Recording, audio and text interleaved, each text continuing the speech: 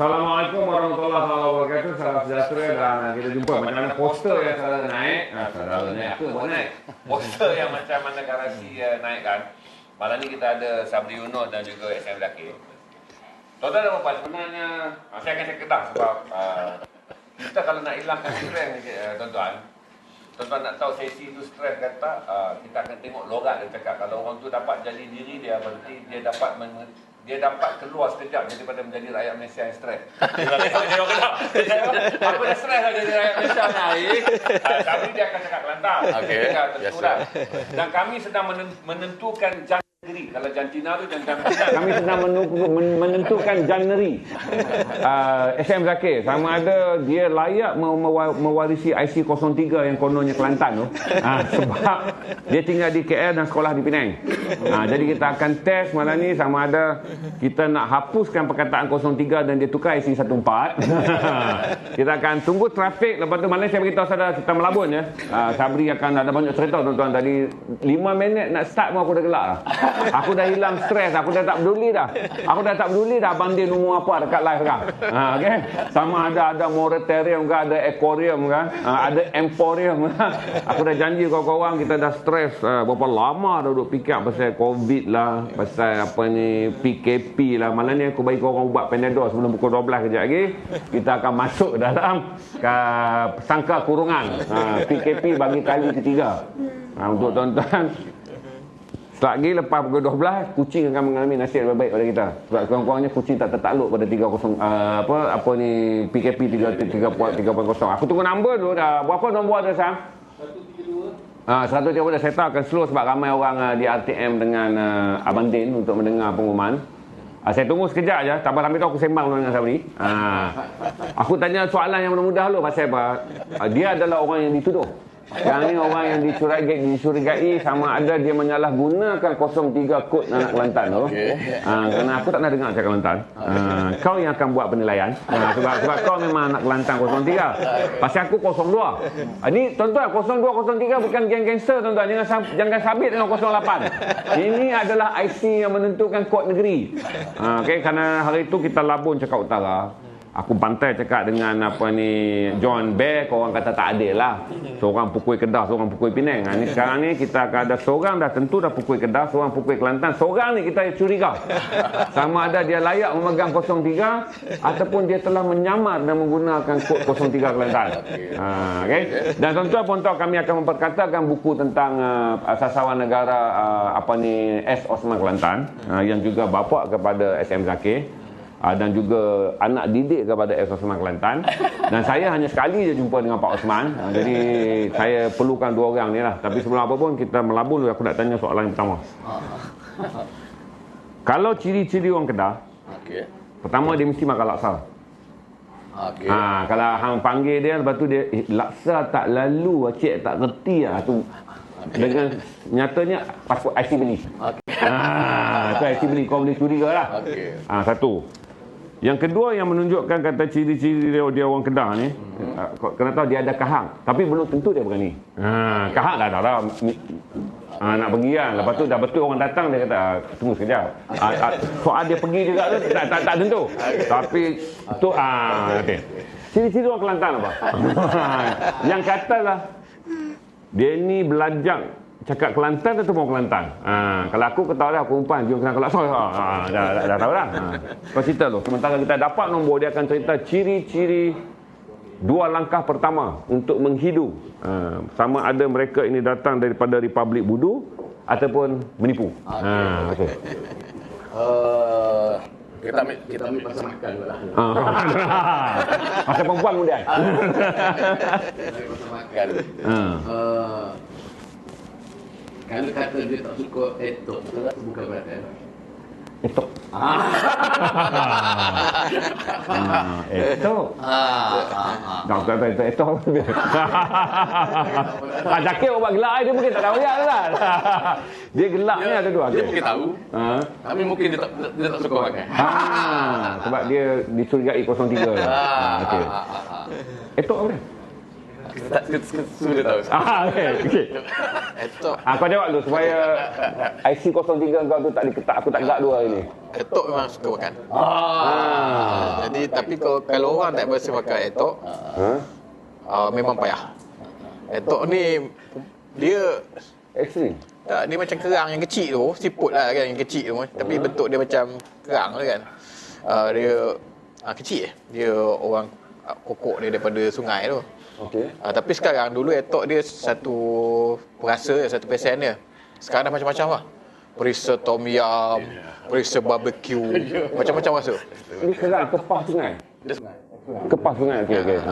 Jadi bila makan tu, rasa dia memang sedap lah. Etok ni tak silap dia rebus dulu lah, rebus semua kan. Salad, ada salad dulu apa semua kan. Lepas tu baru dia ni. Sekarang dah macam-macam perisa. Tapi kalau nak tahu orang Kelantan tak Kelantan, bagi dia makan etok lah. Kalau dia tak boleh gigit etok dia makan, memang bukanlah. Etok ni dah sungai je. Dulunya kita fikir sungai Kelantan je. Sebab negeri lain tak ada. Okey. Tapi sekarang ni etok di Kelantan ambil daripada Sembahan.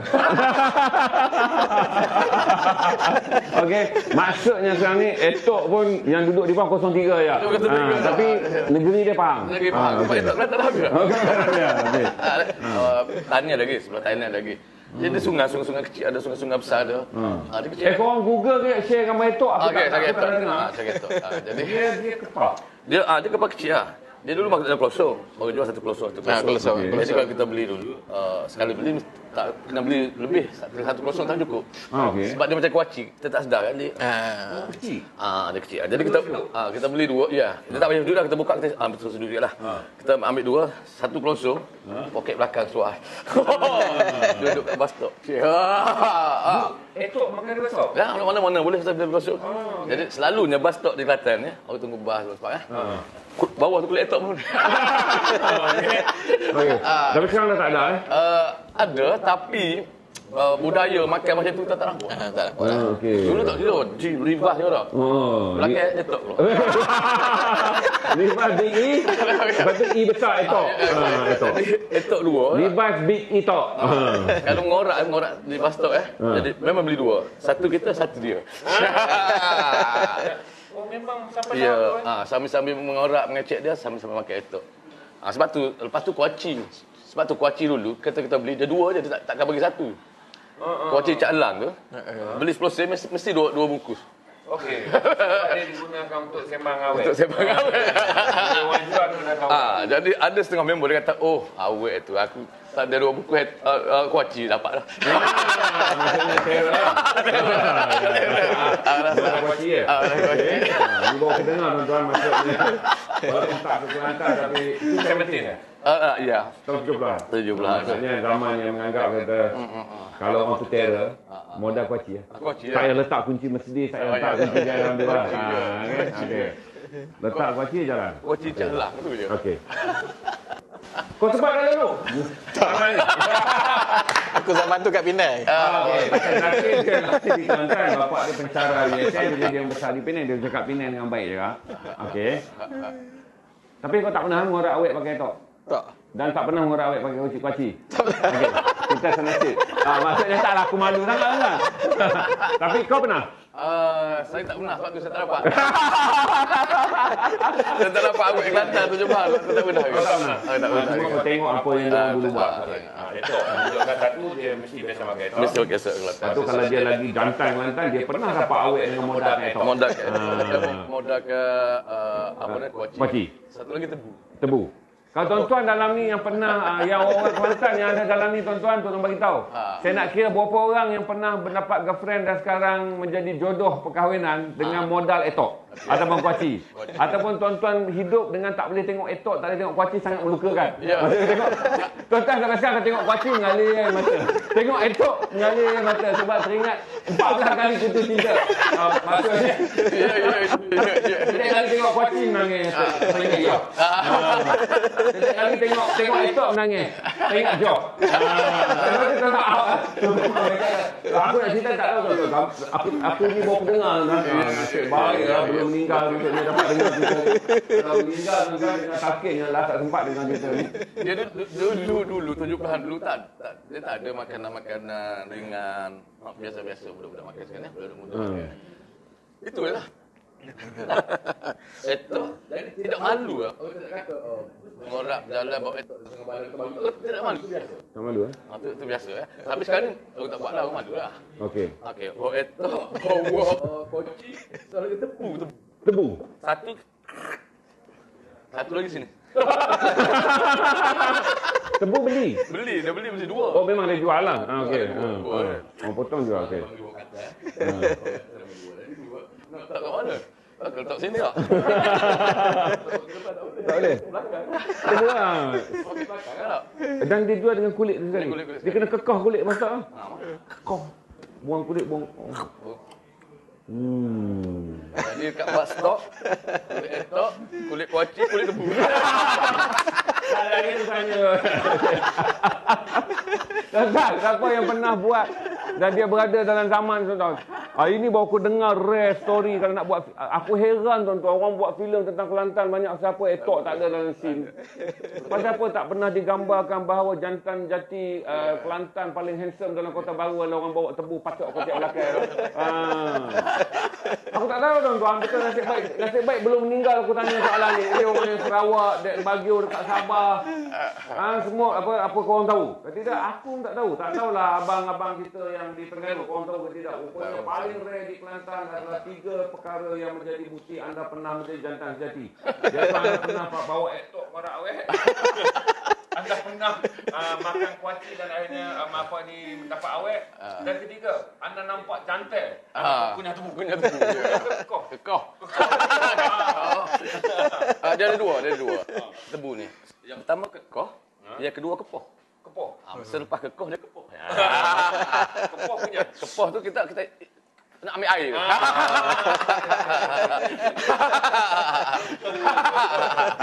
Nonton tak buku nota. Lepas kepoh. Orang kata lepas tokak punya. Ya. Dia panggil tokak kan. Tokak tu hang mama. Tokak ada mama kalau di Kedah. Ya. Aku tanya kau satu lagi Dia kira vintage Kelantan lah. Kau kira kopi ori. Ini kopi ori tuan-tuan. IC dia 03. Tapi sebab dia ikut arwah bapaknya dulu menjadi pensyarah di USM. Dia duk pegang 03 tu ajalah. Tempat kelahiran. Okey. Apa yang tahu tu kalau aku tanya hang lah, Sabri kau jadi panel. Aku nak menilai ni. Sama ada kita nak pergi pendaftaran negara pindahkan 14 nombor IC dia ataupun dia layak untuk kekal 03 sebagai orang Kelantan. Okay. Aku nak dengar kau cakap Kelantan ke.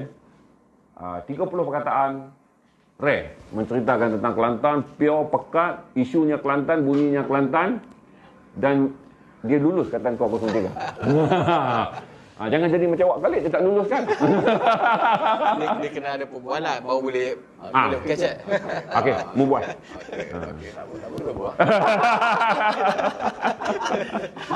Okey, buat. Aku nak tengok dia boleh tak? Buatlah. Okey. Mu tanya dia satu benda yang dia boleh masuk ke dalam cerita antik lepas tu bahasa menggunakan bahasa Kelantan. Janganlah mu tanya pasal Kota Baru lah ni, tak sesuai. Yang rare. Okey. Tahu berapa start kata apa? Hidup pindah dengan satu keluarga. Kita start situ dulu. Itu tak kecil. Pindah di Pulau Pinang ni kira kecil benar. Dalam 10 tahun. Jadi cerita pindah di Pulau Pinang ni, kan nak kata raya ni besar di Kelantan ni, tak ada saing, kita katakan saing Kelantan yang betul-betul kena di Kelantan. Saing Kelantan semua kena di Kuala Lumpur. Demo naik Kelantan betul. Umur berapa pergi sini? Jadi sempat sekolah di Tengku Indah Putra dalam darjah 3. Itu yang jadi satu cerpen tu. Sebab kita ada ingatan tu. Kita ada ingatan dengan saing-saing di sekolah tu. Sekolah Tengku Indah Putra. Putra ni di Kota Baru. Tapi bila pergi sekolah tu, kita tak dapat recall lah.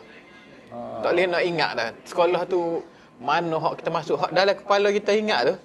Tak serupa dah dengan sekolah tu. Gi di sekolah tu. Gi di sekolah tu, tapi tak boleh nak ingat lah. Di Wakaf Majena tak? Jalan kaki daripada rumah nak pergi ke sekolah tu tak boleh nak tak ingat kat mana. Masuk kat mana tak boleh nak ingat. Lain daripada hak bayangan. Dan kita ada saing-saing masa sekolah. Saing-saing tu kita ingat kita main apa semua. Tapi sehingga hari ni Sains tak pernah berjumpa. Walaupun ada Facebook. Walaupun Facebook. Oh, malai tu. Oh, malai no. Jadi sains di sekolah tu pada tahun 76, jam 1, Okay, aku secret main aku umur 6 tahun aku jumpa orang ni. 76, darjah 1, 72, 77, 72, 78, 73 habis. Jadi dalam 3 tahun tu, sampai hari ni tak pernah jumpa seorang pun. Jadi, bila kita ingat satu kenangan tu, sehingga saya fikir bahawa kenangan tu semua fiction berlaku.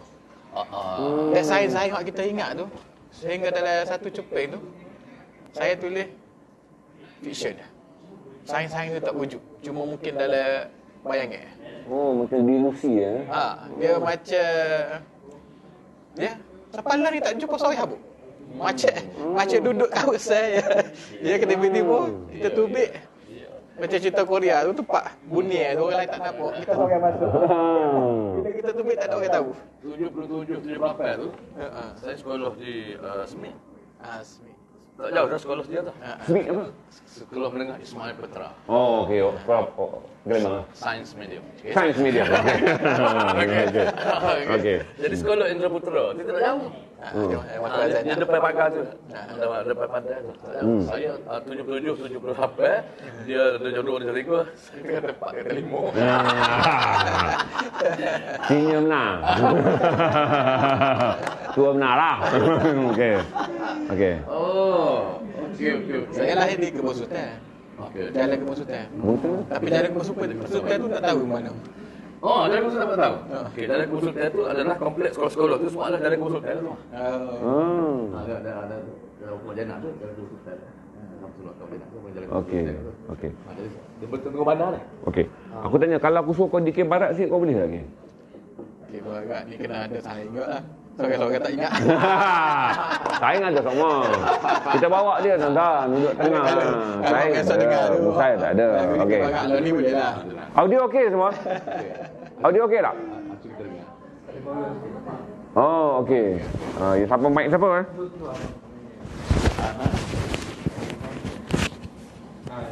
Okey. Ada tengok balik audio okey tak? Okey. Sebenarnya kita jangan tanya dia kita tanya dia. Dia buat sebenarnya ke apa? Ya, bau. Kau tu bawa saya berdikir tak? Kalau kata boleh dikir. Dia ingat dalam kaset ada radio dia. Dia buat lah. Tadi kau boleh dikir buat kat. Okey. Tapi tadi yang dia cerita tu lulus lah. Dapat dah ujian tu 50. Dia dua soalan dia, satu soalan 50 markah. Tadi kau bagi berapa? Yang tadi tu Kelantan Ilir dia panggil tu. Oh, Kelantan ada ulu dan Ilir. Dia tidak ada ulu Ilir tu tempat dia tu. Tapi dalam konsep ni Ilir ni Ilir darat so panggil. Darat so dia tidak Kelantan darat, Kelantan Ilir Kelantan moden lah. Okey. Kalau tempat aku dia panggil orang Pekan. Bukan orang Ulu. Okey. Kelantan Hilir. Sebab tadi perkataan tidak pernah jumpa ya. Ada perkataan pernah tu maknanya Ilir nak lah. Pernah. Tahun 70 tak pernah. Orang pernah berkata tak rajin jumpa. Rajin dah. Kalau orang Hilir ada rajin jumpa. Dia tak pernah tu Ilir.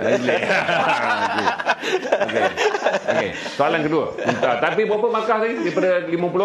Boleh lah. Boleh tak? Boleh lah. Tak payah tarik lah kosong. Tak payah tarik. Okey, tanya soalan tahu apa sikit.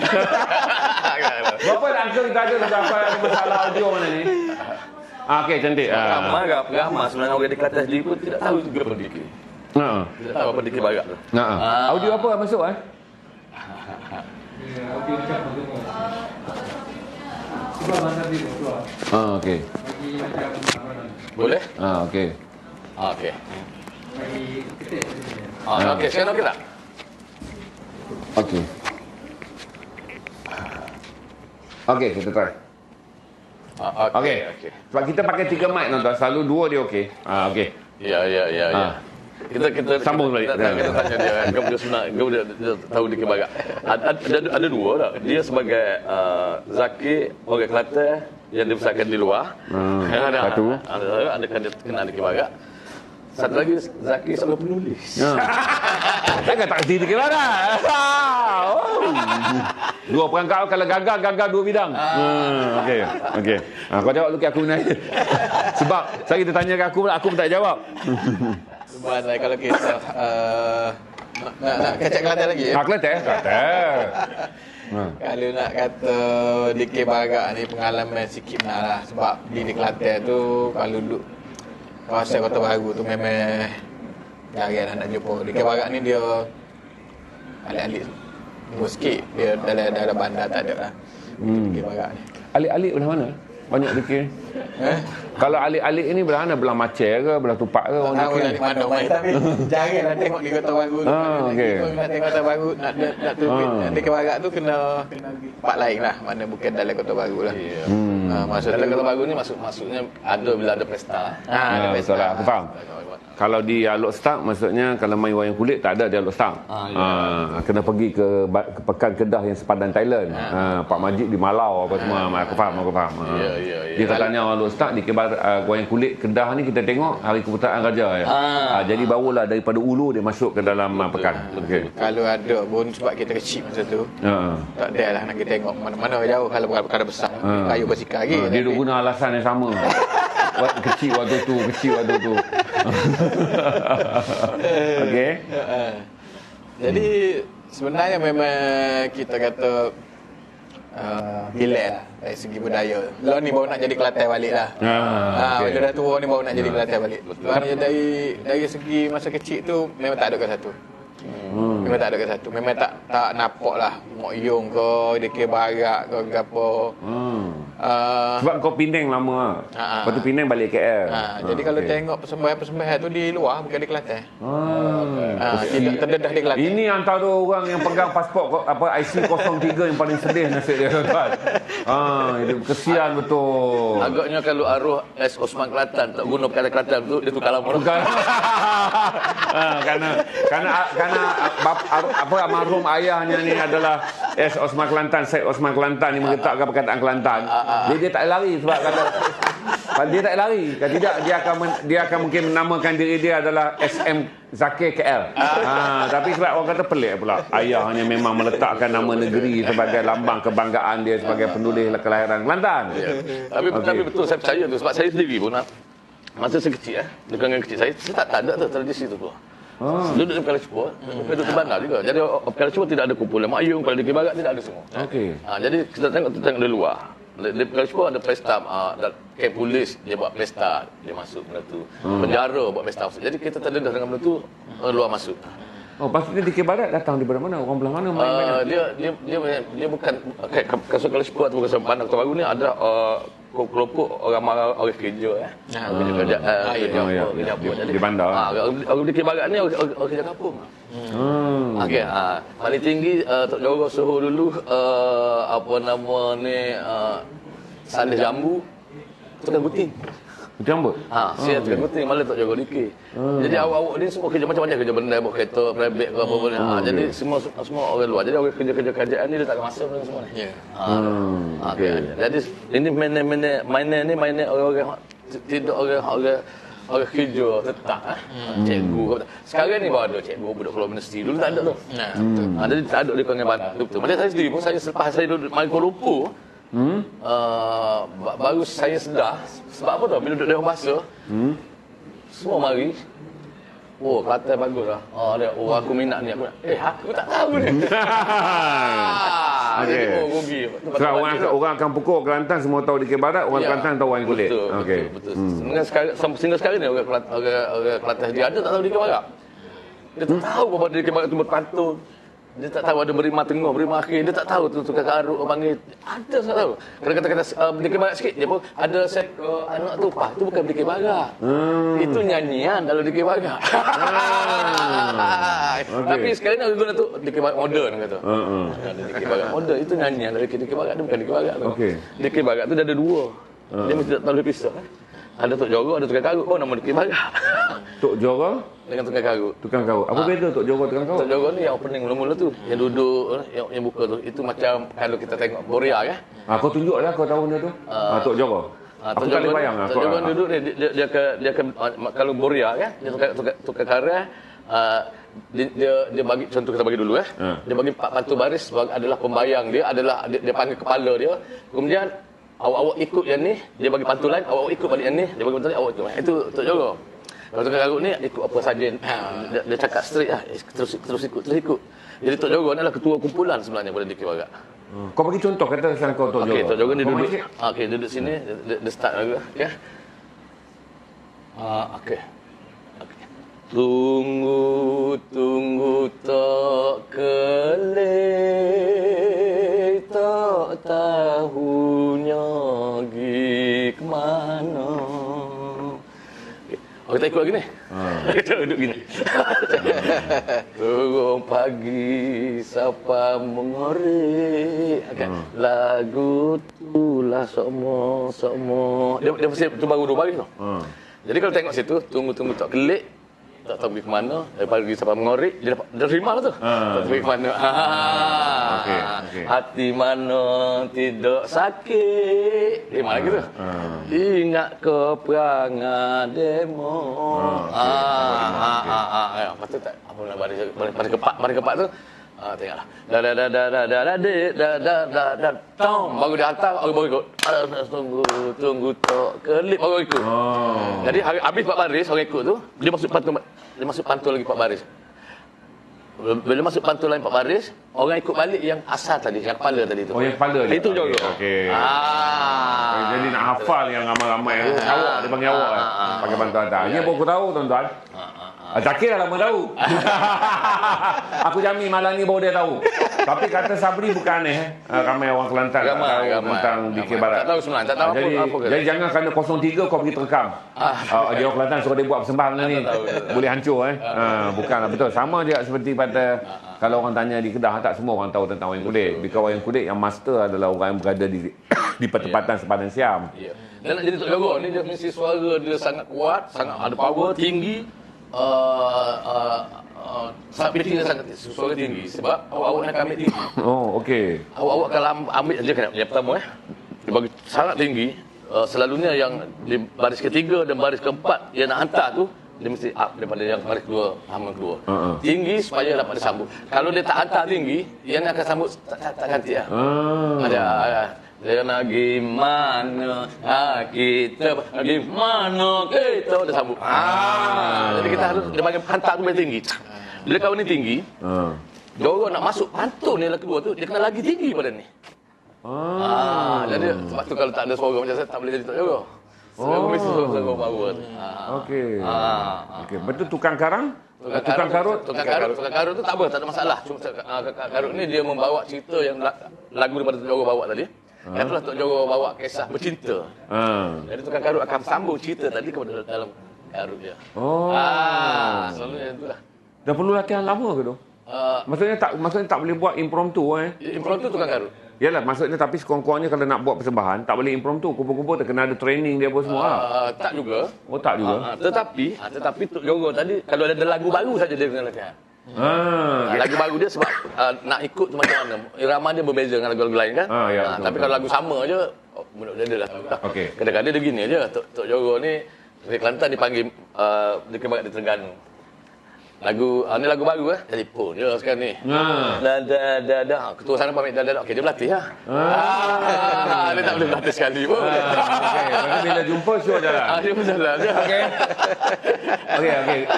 Zakir, kalau dia tak cerita benda tu kau tahu tak? Tak tahu. Sama dengan aku pun kata tak cerita, aku tak tahu trik dia. Okey, audio okey tak ni? Better okey.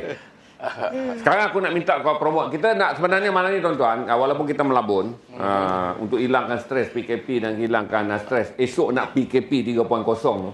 Tak tahulah PKP rah, PKPui, PKPorah aku dah tahu dah pening dah.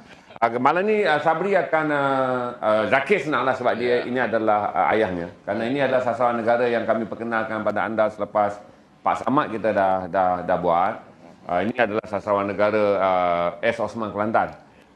Yang kalau sebut pasal dengan bangga arwah Pak Osman menggunakan Kelantan, kita tahulah asalnya daripada Kelantan. Okey, Sabri saya bawa disebabkan Sabri mempunyai hubungan peribadi yang baik dengan Allahyarham, dan Zakir adalah anak dia. Dan Zakir juga adalah penulis. Susah kita nak cari sasaran negara yang anaknya juga adalah penulis. Jadi Zakir akan bercakap tentang buku ni juga nanti. Cuma saya akan minta saudara untuk dengar dulu. Sebab Sabri Pak Osman adalah senang je. Masterpiece yang bukan masterpiece. Tagline yang saudara akan ingat adalah filem Juara, Johor. Kerana itu diangkat daripada novel Pak Osman Kelantan. Menjadikan senang kalau saya sebut Johor, arahan Yue yang Sabri berlakon, yang Wak Khalid berlakon tu, itu adalah diangkat daripada novel Pak Osman Kelantan. Senang untuk kategori popular dengan saudara nak dapat recall siapa Pak Osman Kelantan. Tapi sebenarnya beliau punya lebih banyak karya yang Zakir bawa malam ni adalah supaya karya-karya yang ditulis pada tahun 60-an yang mengikut kajian sastra jauh lebih baik daripada Juara. Tapi kurang diperkatakan kerana tidak difilmkan. Jadi ada 4 buku yang Zakir akan bawa malam ni untuk saudara log. Iaitu buku dalam grafik ada saya tunjuk daripada jauh je, iaitu ada pertama adalah buku Ustaz yang dicetak semula dengan edition cover baru ni yang saudara tengok airbrush ni, adalah karya tahun Ustaz tahun 92. tahun 92. Kemudian kita ada Korban dalam ni. Korban tahun berapa ke? Norbani tahun 65 dengan judul asal Pengertian. Okey, Norbani tahun 65. Ni tahun 92. Angin Timur Laut Tahun 69. tahun 69. Maksudnya yang ini aku belum lahir lagi. 69 saya baru usia 2 tahun. Pak Osman dah menulis novel ni. Dan satu lagi novel adalah Nagogo Astana. Itu novel yang baru dalam 2002 tak silap. 2002. Ni antara yang akhir. Yang akhir Orang Kota Baru. Oh, yang akhir OKB, Orang Kota Baru. Okey. 4 buku ni tuan-tuan.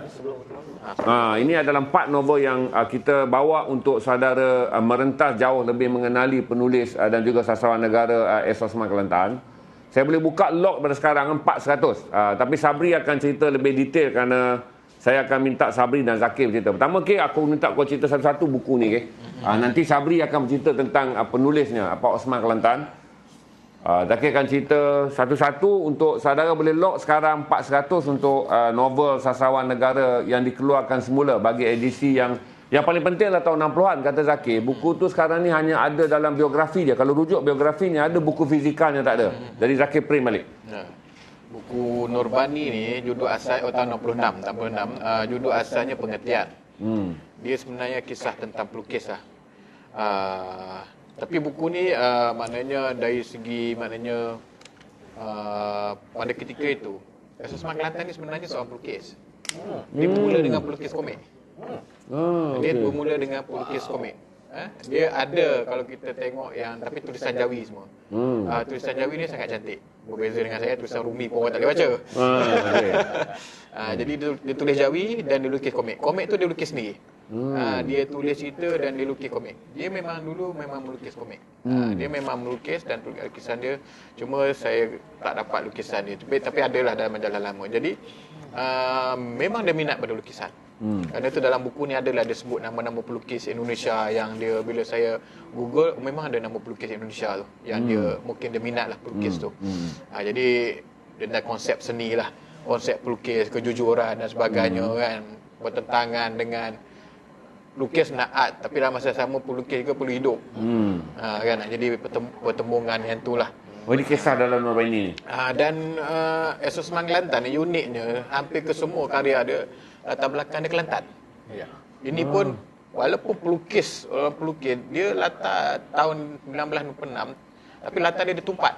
Ada orang kaya, ada pelukis, maknanya dia Kelantan tu dari segi perkembangan seni moden agak hebat juga.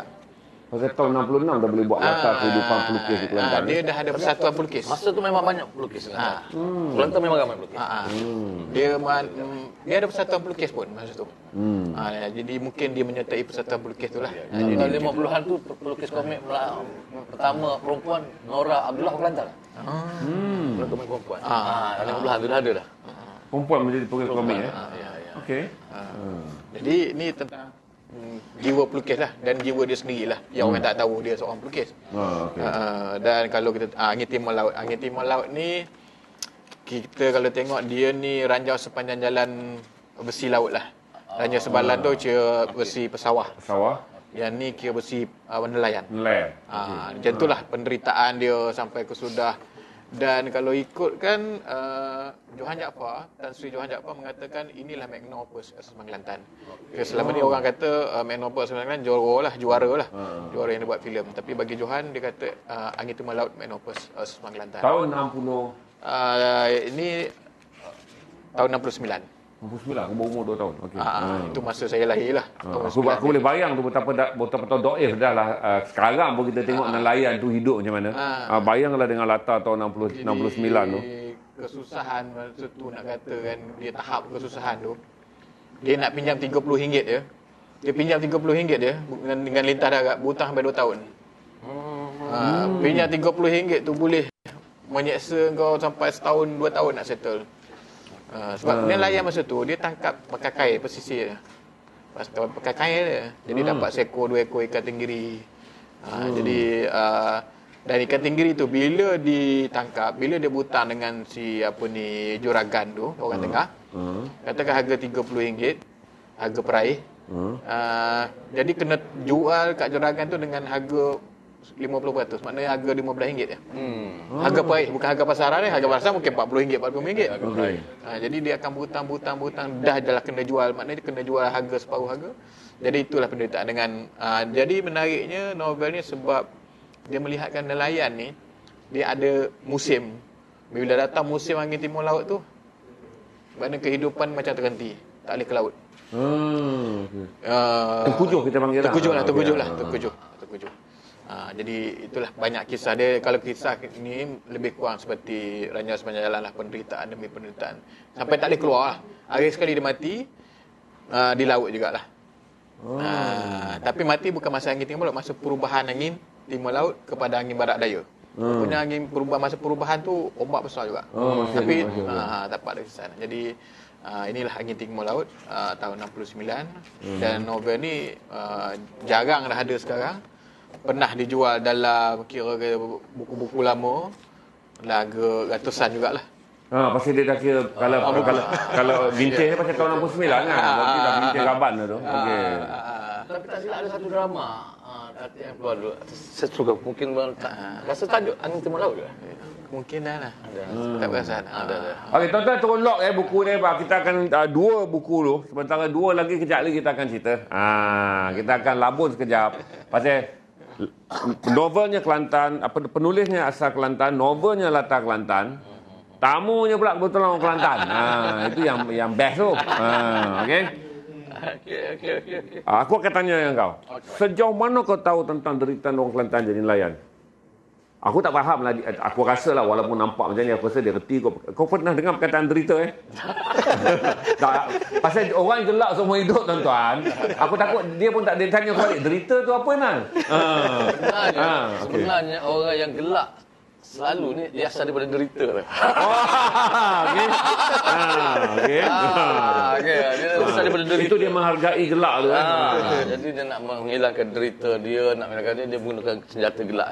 Okey. Senjata gelak. Jadi orang yang gelak jangan fikir dia tak menderita. Dia mungkin dia orang yang paling derita. Paling derita sekali. Okey. Aku nak menitik mata tuan-tuan. Sebab 30 tahun aku kawan baru aku tahu rupanya baru hari ni dia bagi tahu dalam live ni bahawa dia mungkin seorang yang menderita. Kadang aku tak tahu dah. Aku ingat aku sampai nak tanya dia reti tak derita dan sengsara sebab aku tak pernah jumpa dia dalam keadaan bersedih. Okey, kau cerita apa kau tahu tentang derita nelayan Kelantan? Sebab latar novel ni di Kelantan. Kau pun besar di Kelantan. Ya. Sebenarnya kampung nelayan di Kelantan tu tidak jauh dari tempat saya. Kalau cuba dengan Pantai Sabak. Pantai Sabak ya. Pantai Sabak tengah. Pantai Sabak latar Pantai Sabak ni sebenarnya latar yang sangat banyak digunakan oleh Esok Semang Kelantan. Ada kampung tebing tinggi ya. Pasal kampung tebing tinggi Pantai Sabak. Memang area sama. Di situlah tempat nelayan-nelayan ketika tu yang paling dekat sekali dengan Kuala Lumpur. Ada lagi tempat lain. Jadi ramah kawan-kawan sekolah kita satu sekolah ya. Jadi angin Timur Laut yang terjadi memang musim derita nelayan. Musim derita nelayan memang betul. Sampai hari ni lah. Musim ni kita bayangkan tahun 60-an daripada tebing tinggi rumah dia tu nak sampai ke Pantai Sabak tu dekat 2 batu lagi tu. Kita akan masuk lagi Ada jambatan, tempat jambatan terjalan, ada pasir baru betul laut kan. 60-an. Tahun 70-an dia makin dekat tau. 80-an dia makin dekat, 90-an. Tahun 2000 dah tak ada dah sungai tu. dah tak ada habis dah ni. Jadi derita dia orang ni bukan saja musim terkujuh tu, setiap masa derita tu sebab hakis rumah habis. Terpaksa pindah. Oh, maksudnya pecah naik lagi ke darat. Naik lagi ke darat. Pecah lagi pantai naik lagi ke darat. Okay. Sekarang ni tahun 70-an punya kampung Pantai Sabak tu, Pantai Senak Pantai Sabak tu, pindah ke satu dia panggil kawasan dekat dengan Pulau Gajah, dulu panggil Padang Jepun ni adalah satu padang sebab zaman Perang Jepun dulu, dan tak ada rumah, tak ada apa, tanah kosong, tanah pusu ketam dia tumbuh kan. Tanah ketam kan. Sekarang jadi kampung. Sebab rumah sana dah hakis. Kampung bukan kata rumah, satu kampung tak ada. Tenggelam sekarang dah jadi laut dah. Kena jadi laut. Okey. Jadi itu penderitaan boleh dahsyat tu. Penderitaan boleh dahsyat tu. Kan? Penderitaan boleh dahsyat tu. Tu mah. Tapi dalam hari-hari biasa, macam dia kata tadi, dalam novel tu kata nak ke laut tu, tak, bila sampai musim ke-7 tu kita tak tahu berapa lama tau. Benda tu. Jadi dia orang ni terpaksa menyimpan ikan-ikan hasil dia, buat ikan kering lah, buat ikan kasam lah, ikan budu lah sebenarnya. Itulah makannya sebab tak mungkin makan ikan laut dah, sebab takkan pergi ke laut. Jadi yang lain-lain tu adalah ini untuk makan laut dia kan. Oh, jadi, laut harian dia. Laut harian, yang lain kena beli. Beras kena beli ya. Bukan kena beli, saya beli. Ini yang berhutang ni. Ini yang berhutang ni. Ini yang terpaksa berhutang ni. Maksudnya masa musim dia pergi ke laut pun, hidup dia kayak pagi makan pagi lah, kayak pagi makan petang. Lepas tu bila datang terkujur tak ke laut. Tak ke laut. Jadi itu yang berhutang. Semua satu kampung berhutang lah. Yang tak berhutang Tokyo tu je. Juragan ke. Kan? Juragan tu. Tapi dia orang tak berhutang ke kedai lah. Dia akan berhutang dengan ketua juragan tu dulu. Pemilik kapal tu dulu. Majikan. Situ tempat berhutangnya. Bila start musim baru je lepas terkujuh tu dah ada hutang lah. Dah ada hutang. Pergi ke laut untuk bayar hutang. Pergi ke laut untuk bayar hutang. Jadi seberapa lama tu nak selesai hutang tu? Dia ke laut tu. Dia ke laut tu berapa lama pula. Kan? Sebab upah dia ialah awak satu kapal, berapa orang satu kapal kan, bekerja ambil upah, hasil berapa dapat api, bergantung pada ikan tau. Bergantung pada dapat tu, bukan kata dia dapat upah RM50 sehari, tak. Bergantung apa yang dia dapat tu. Jadi itulah keadaan nelayan sekitar masa tu, tahun 70-an, 60-70-an tu. Kemungkinan selepas itu baru ada sistem yang agak bagus, ada apa nama ni, kita kata perikanan dah masuk dah, baru benda tu berlaku, ada perubahan lah, ada sistem, ada kaedah dia nelayan macam mana, ada bantuan kan. Dulu tak ada tu. Dulu sangat. Ini yang menjadikan saya baca Pak Osman Kelantan hanyalah ruang harapan, ruang perjalanan dan juga orang Kota Baru. Sebab buku ni memang kata Zakir memang tak ada dalam pasaran. Kalau ada pun dalam edisi vintage. Ini baru saya dengar Zakir ambil inisiatif untuk print semula kerana ini dianggap masterpiece. Walaupun dari segi populisnya orang menyebut Johor adalah Osman Kelantan, tapi kata Zakir dari segi nilai, betul lah aku dengar cerita ni, bahawa masterpiece-nya adalah Angin Timur Laut, sebab berita nelayan tu yang dianggap kalau kita nak baca, kita nak lengkapkan, kita baca Shah Nur Ranjau Sepanjang Jalan, kita untuk mendengar derita orang Kedah dalam jadi pesawah. Dia tak lengkap kerana ini adalah edisi untuk kita tahu nelayan lah. Itu yang dipanggil tadi sebagai kembar kepada karya Shah Nur. Menarik tu. Dan Shah Nur dan Osman Kelantan adalah kawan baik kerana mereka sama-sama mengajar USM, dan Zakir mempunyai hubungan sentimental kerana dia balik sekolah, dia akan duduk rumah arwah Pak Shah Nur, menumpang. Jadi dia dah anggap Pak Shah Nur macam bapa angkat dia. Jadi berarti Shah Nur dan Osman Kelantan adalah kawan yang baik kerana orang Kedah dan orang Kelantan bertemu sebagai pensyarah di Universiti Sains Malaysia. Shah Nur guru Shah Nur guru pada bapak kau? Ya. Shah Nur adalah guru kepada Osman Kelantan. Okey, kalau kau sendiri ni kau 03. Kan? Disuruh kau menulis lagi benda ni, kau dengan kau sekarang kau apa peduli. Dia menulis banyak, dan Zakir adalah apa, tapi dia lebih pada Kritik politik tuan-tuan. Dia tak banyak, bukan tak banyak, kecenderungan dia adalah karya-karya yang kritik politik. Ikarus, saudara baca orang apa ahli politik, kalau saudara baca itu novel-novel dia. Kalau kau rasa sekarang, kau baca, kau rasa kau membaca benda yang kau memang langsung tak aware, ataupun kau membaca sesuatu yang kau rasa kau menjadi sebahagian daripada kenangan tu. Kalau aku tak adalah, pasal aku dalam karya Shannon, aku bukan sebagai kenangan sebab aku bukan keluarga bersawah. Kalau nelayan lagi lah, aku buta sebab aku cuma tahu nelayan pergi beli ikan segar Kalau orang tanya derita nelayan, derita baru bayar 40 riyal dia ambil ikan seekor. Tak faham derita nelayan.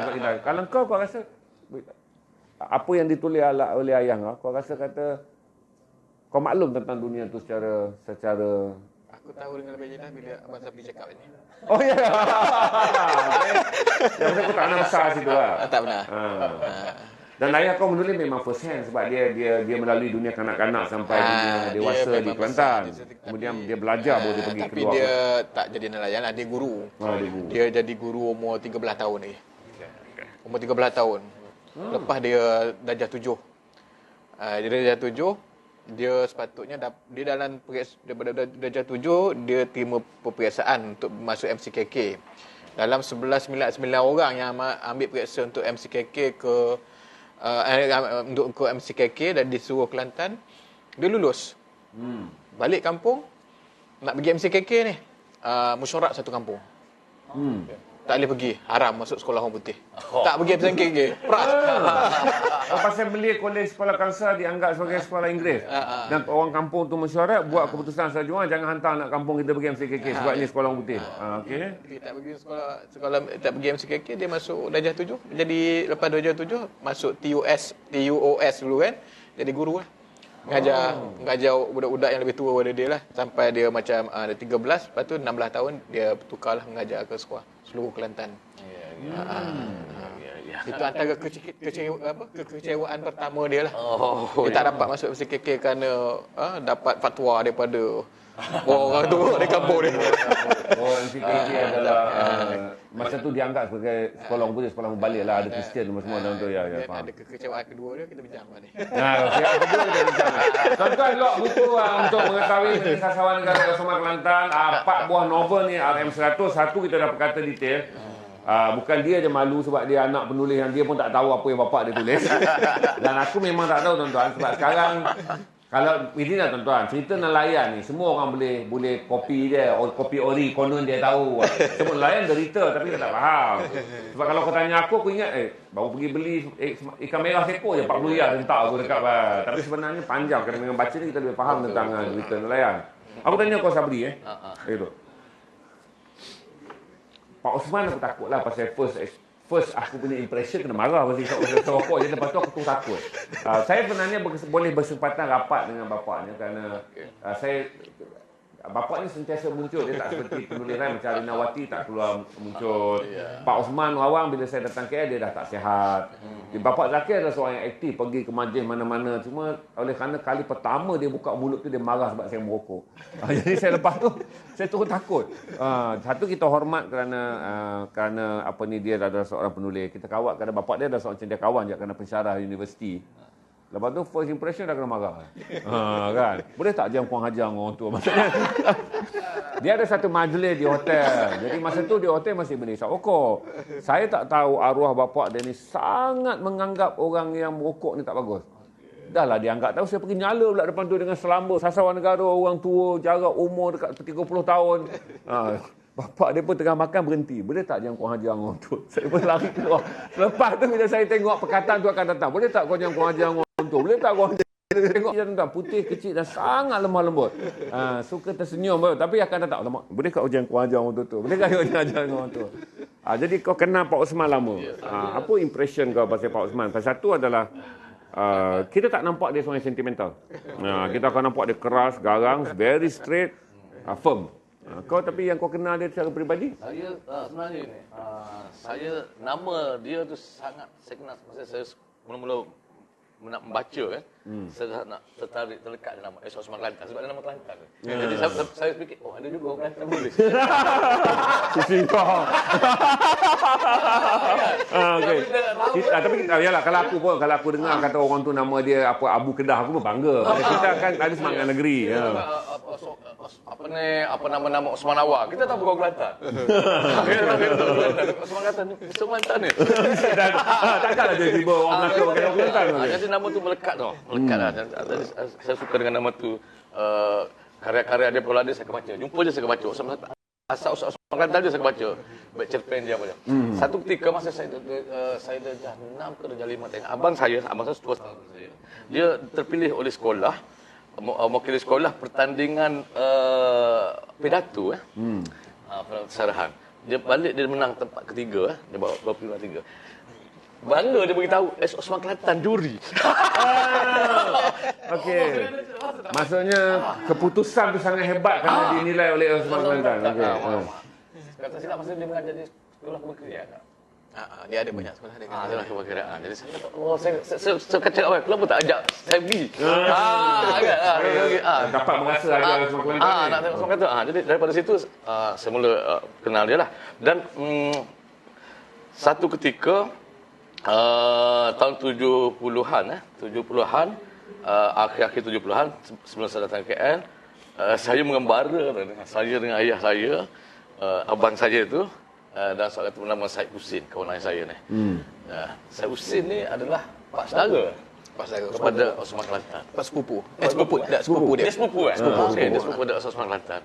Jadi dalam Tuan, S ni merujuk pada Syed. Namanya ada Syed Muhammad Zakir, jadi SN Zakir. S Osman Kelantan adalah Syed Osman.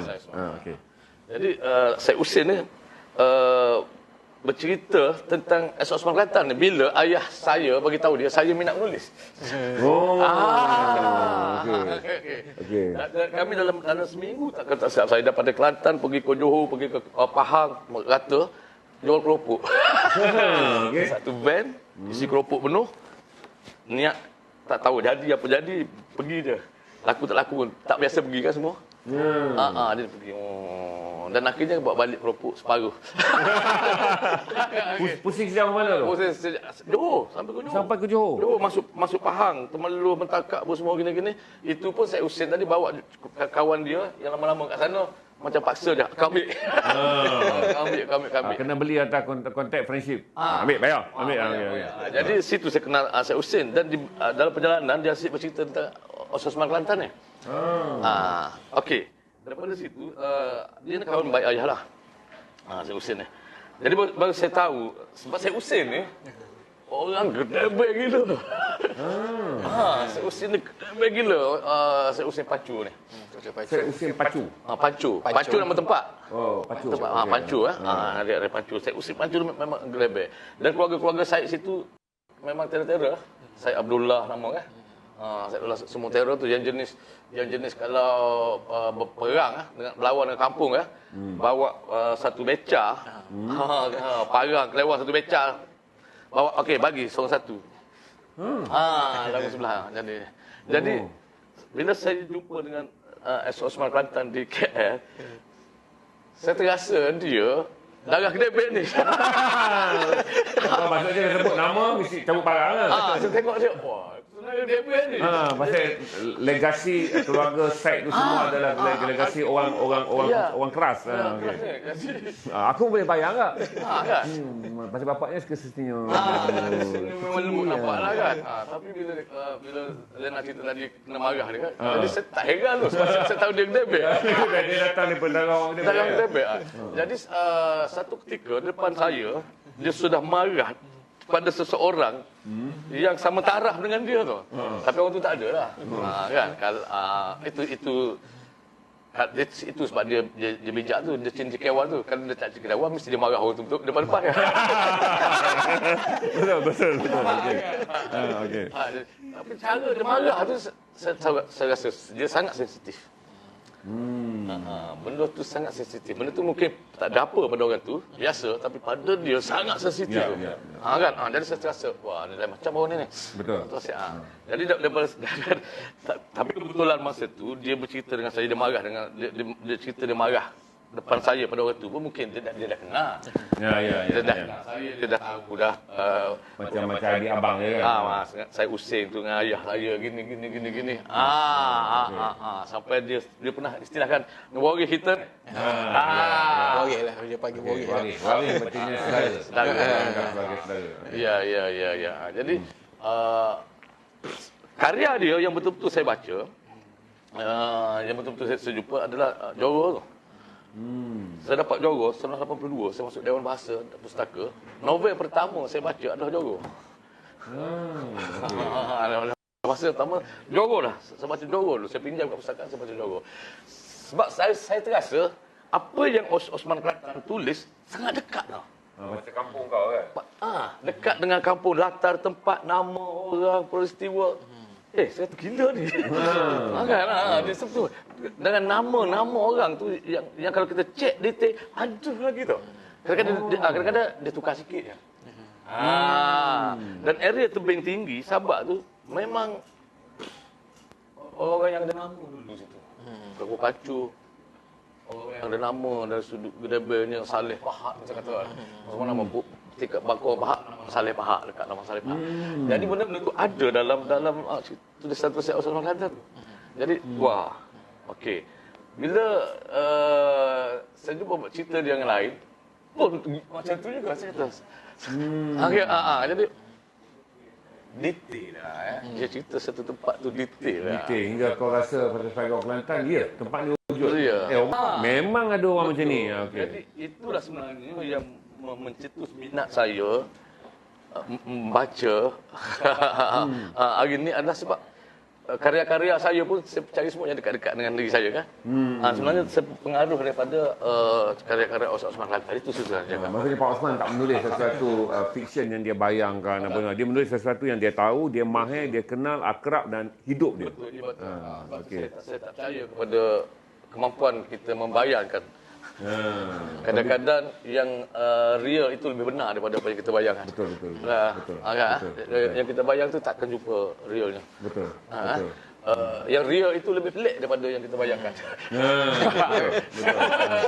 Betul. Yang real sebenarnya lebih pelik lagi daripada yang kita boleh bayangkan. Kita akan bayangkan. Jadi saya jumpa dengan betul. Okey. Joro tu sangat sentimental dengan saya tu. Yang pertama dia nombor pertama saya baca. Dia tersedekat. Okey. Yang kedua, nama watak Mamat Minah Semah.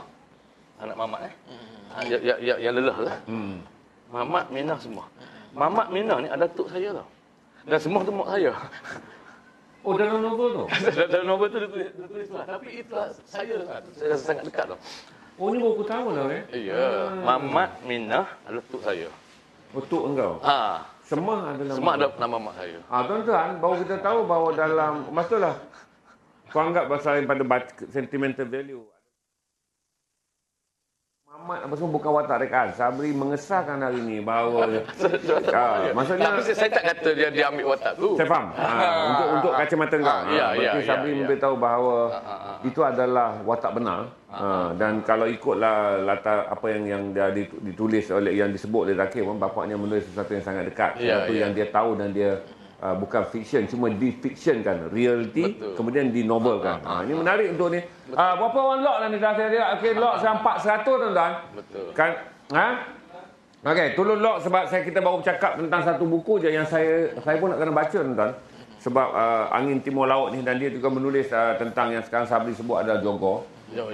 Zakir akan perkenalkan yang ketiga pula Zakir, iaitu Ustaz. Okey. Ustaz ni tahun 1991 lah. Diterbitkan oleh syarikat saya masa tu. Dia berkenaan dengan seorang ustaz balik daripada Mesir. Dia minta mengajar rumah orang kaya. Latar dia di Kelantan juga. Dan orang kaya yang macam anak-anak dia semua duduk bebas, duduk dekat Amerika, balik jumpalah seorang yang Siti Nurhaliza. Adalah perasaan cinta. Siti Nurhaliza ni seksi. Nama Siti Nurhaliza? Nurhaliza. Siti Nurhaliza. Siti Okay. Nurhaliza ni seksi lah. Jadi daripada situlah maknanya dalam cerita ni pergolakan jiwa ustaz tu. Dia bercinta. Kalau orang biasa bercinta, tak ada masalah lah kan. Tapi seorang ustaz tu, bila dia berdepan dengan Siti Nurhaliza ni, satu nak menjaga diri dia lah sebagai seorang ustaz yang diminta untuk berdakwah pada keluarga tu, keluarga yang jauh pada agama. Yang kedua nak menjaga agama dia lah. Apa yang dia buat buruk akan orang akan lihat agama yang buruk. Jadi penggolakan dalam berapa ratus muka surat ni, penggolakan jiwa ustaz tu. Yang jatuh cinta pada seorang gadis seksi, yang kemudiannya terpaksa dia dakwah, dia nak menjaga imej ustaz, kerana kalau ustaz tu buat lebih kurang jatuh nama agama, tapi pada dia adalah seorang lelaki yang kemudian jatuh cinta pada seorang wanita. Menarik tu. Dan dia filem kita akan datang. Garasi Production. Umur 20-an kan. Jadi perempuan dia pun umur 20-an. Jadi memang kenalah dalam percintaan. Tapi oleh kerana dia perasaan bersalah itulah. Tapi sebagai seorang lelaki yang ada perasaan, yang ada nafsu, susah nak mengelakkannya secara realitinya lah. Ya, faham. Jadi itulah cerita dalam ni. Ini tuan-tuan ustaz tuan-tuan, menarik tuan-tuan baca. Kerana sekarang ni kita duk bercerita banyak tentang tanggapan-tanggapan rambang, kita hentam PU tu, kita hentam dai ni, kita hentam macam-macam lah. Tapi sekurang-kurangnya Pak Osman merakamkan secara fiksyen cabaran yang dialami oleh seorang pendakwah pada usia yang muda. Kemudian waktu yang sama dia adalah seorang yang membawa syiar agama sebagai ustaz, tapi juga seorang lelaki yang ada perasaan cinta. Jadi macam mana dia nak berdiri sebagai ustaz yang mendakwah satu keluarga yang kebetulan anak wanitanya seksi dan cantik lah, saya percaya cantik lah, Siti Nurhaliza ni. Dan yang kedua nak menjaga dia pula supaya tidak menjadi kata ustaz yang mencemarkan nama ustaz. Jadi saudara tengok, ini adalah novel ketiga. Saya rasa menarik untuk saudara baca ni, lebih faham, kerana Zakir kata ini adalah catatan ayah dia tentang konflik seorang ustaz antara menjadi lelaki yang jatuh cinta dan menjadi seorang pendakwah yang menjaga agama. Masalah terbesar bukan setakat menjaga cinta tu, masalah menjaga nafsu sebagai seorang lelaki yang muda dengan perempuan yang muda. 20-an lah. 20-an. Dan ustaz ni segak, perempuan tu lawa. Dan masalah yang terbesar tu nafsu macam mana. Di antara tu antara tu. Jadi dia bercerita tentang realiti manusia lah. Seorang ustaz pun seorang manusia juga. Betul. Kau detail ke sikit? Aku dah macam tak lah. Aku dah macam terawang lah tuan. Dan akhirnya dia kahwin tak dengan Nurhaliza? Dia melarikan diri lah, kerana dia kata dia tak dapat tahan lah. Sampai satu ketika yang cuma memisahkan dia hanya kebetulan ada Quran depan dia. Itu buat maksudnya dia hampir melakukan sesuatu tapi ada Quran di depan dan benda tak berlaku. Dia buat keputusan bawa diri, kerana kalau dia pergi dekat lagi berarti dia akan tewas oleh nafsu. Dia akan tewas. Bagus tak ni tuan-tuan? Dia tak ditewaskan. Okey. Tapi kalau dia tak buat pilihannya ke-18. setelah pilihan ke-18. Tapi kalau nak buat filem, kita kena tewaskan dia baru start cerita tu. Kena tewaskan. Tewaskan dia lepas tu okey. Ini yang merosak karya asli ni kan. Dia tewaskan pula. Orang sedang memilih satu langkah bunuh, Sabri nak tewas. Tuan-tuan lock tuan-tuan, dan saya mohon tuan-tuan menyokong stream buku ni, kerana ini adalah penerbitan independen di mana SM Zakir aku terbit di bawah Nusa Center. Nusa Center juga menerbitkan buku-buku saya, tapi dia mengambil ikhtiar. Saya sendiri nak lock. Tapi kau jangan ubah cerita tu kalau kau buat filem. Dah lepas tu naik mahkamah pula, aku nak kena jadi saksi. Zakir dah tentu saman lah. Ayah dia telah menulis satu karya yang orang tu memilih mempertahankan agama. Dapat kat dia orang tu memilih telah mencemarkan cinta. Ayah dia pernah. Tapi kau jangan terpengaruh dengan piu-piu dari sekarang. Ayah dia pernah marah Hui pun tak salah, tak masalah.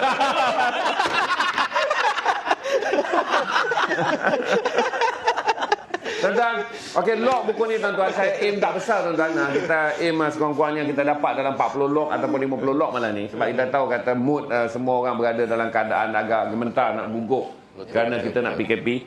Tapi Zakir bawa memang dalam harga yang munasabah, iaitu 4 novel. Bukan 4 4 novel. 100 daripada sastrawan negara yang kita dah bincang 3 daripadanya. Saya minta saudara log. Sebab ada orang minta kau baca sajak, tak ada sajak dalam ni. Saya akan minta kau baca petikan je lah Kalau dia orang nak dengar suara kau. Saya boleh nak minta khusus orang Kelantan beli lah. Orang Kelantan tak patut tak beli ni. Siap Kelantan lah lagi orang tak faham. Orang Kelantan ada 2-3 hari ni ada benda banyak benda tak patut. Lari tak pergi vaksin dah tak patut.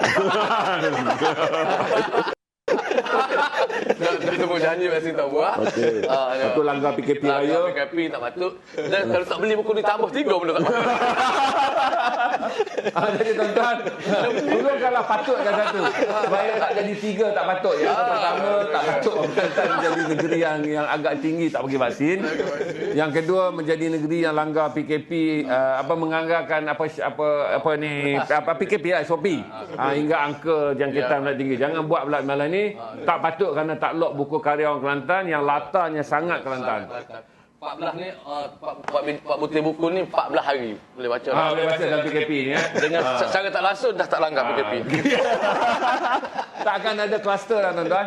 Sebab tuan-tuan memang terikat dengan 4 buah buku ni, kata dia insya-Allah tak adalah keburukan yang ketiga berlaku. Iaitu dipanggil sebagai kluster PKP 3.0. Cukuplah menanggung beban yang ada 2 kali ni ya.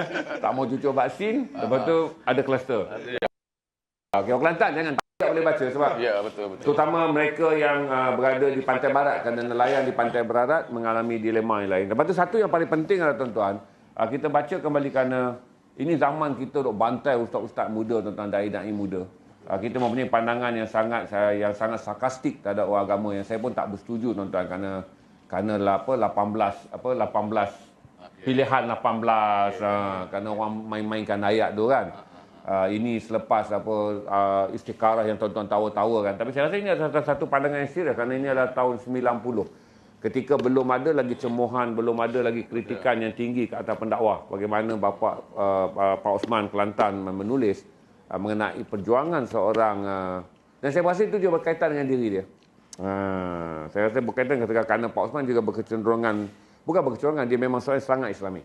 Sebab itulah bila lepas dia marah saya tak lari tuan-tuan pasal meja tu meja tetamu yang menerima hadiah. Saya kena patah duduk balik kat situ. Lepas-lepas saja dia makan tu. Boleh tak kurang ajar orang tua. Saya keluar. Tapi saya nak lari mana tuan-tuan, saya kena balik. Beg saya dekat situ. Dokumen hadiah saya dekat situ balik kan. Cuma bila saya patah balik duduk, dia kata bukan apa, dia kata kita orang komuniti sastra duduk dalam hotel 5 bintang, menteri ada, orang besar ada, je kita merokok, dia kata menampakkan sangat akhlak kita rendah. Jadi dia kata kerana perbuatan 1, 2, 3 orang, dia kata habis semua orang dalam dewan ni dipandang orang sebagai orang sastra ni tak ada tertib. Saya terimalah nasihat tu. Tapi kemudian ketakutan tu sampailah Allahyarham meninggal lah, masih ada tu. Boleh tak jangan kurang ajar orang tua? Saya pun sekarang nak pakai ayat dia. Kau ni macam kurang ajar orang tua. Sebab dia tak sebut jangan merokok. Ayat dia terus pergi syak. Boleh tak jangan kurang ajar orang tua? Sebab masa jarak dah 30 tahun dia tua pada saya. Duduk dalam satu meja dalam hotel. Waktu tu hotel boleh rokok. Tahun 92 hadiah sastra utusan. Pak bakal nyala. Okey. Dah dengar 3 dah. Amin, berapa lock Amin? Saya nak tengok lock untuk okey 30. Saya tunggu lagi 20 lock untuk saudara lock tuan-tuan. Support ni. Okey dah laju dah tu bila kena perkataan orang Kelantan jangan buat 3 kesilapan dalam tempoh. Tuan-tuan aku tak kata tuan-tuan. Ini nasihat abai. Nasihat abai. Jadi kalau Kelantan nasihat Kelantan sensitif dia tu kurang. Jangan ikut dia sensitif kurang. Tapi aku tokok tambah aja. Tapi korang terimalah kata aku orang Kelantan juga sebab aku pernah pergi Kelantan 3 kali. Okey. Dan aku ada okey. Sebab aku pernah pergi Kelantan 3 kali. Jadi terimalah. Ya, betul. Pasal aku pergi Kelantan 3 kali. 3 kali okey. 3 kali okey, 2 belum. Aku 3 kali Kelantan, dah ketiga 3 kali aku pergi aku bermalam. Pergi balik ambil syarat ke, lepas tu ambil gambar letak IG tak tuan-tuan. Ini aku pergi aku bermalam di Kelantan. Jadi kira boleh lah kalau kita buat. Jangan buat kerosakan yang ketiga. Okey. Okey, aku tanya lagi tu tentang orang Kelantan dan seni. Okay. Saya akui tuan-tuan jangan marah. Orang Kedah pun tak boleh marah bahawa kecintaan untuk mempertahankan budaya saya anggap di Kedah agak kurang. Sebab tu saya beritahu kata Kelantan boleh meriah dengan Tok Dalang yang berkesinambungan. Pada saat Kedah dah habis bila Pak Majid tak ada menangis sekarang. Bila arwah Pak Majid tak ada, Habis siniman nui-nui. Aku daripada kecil aku tak tahu, kita kecil miskin. Ya, ya. Miskin dan kita tak mampu masuk panggung kecuali bila ada hari keputeraan Sultan Kedah, cikgu akan tanya, siapa rumah tak ada TV, kita angkat tangan.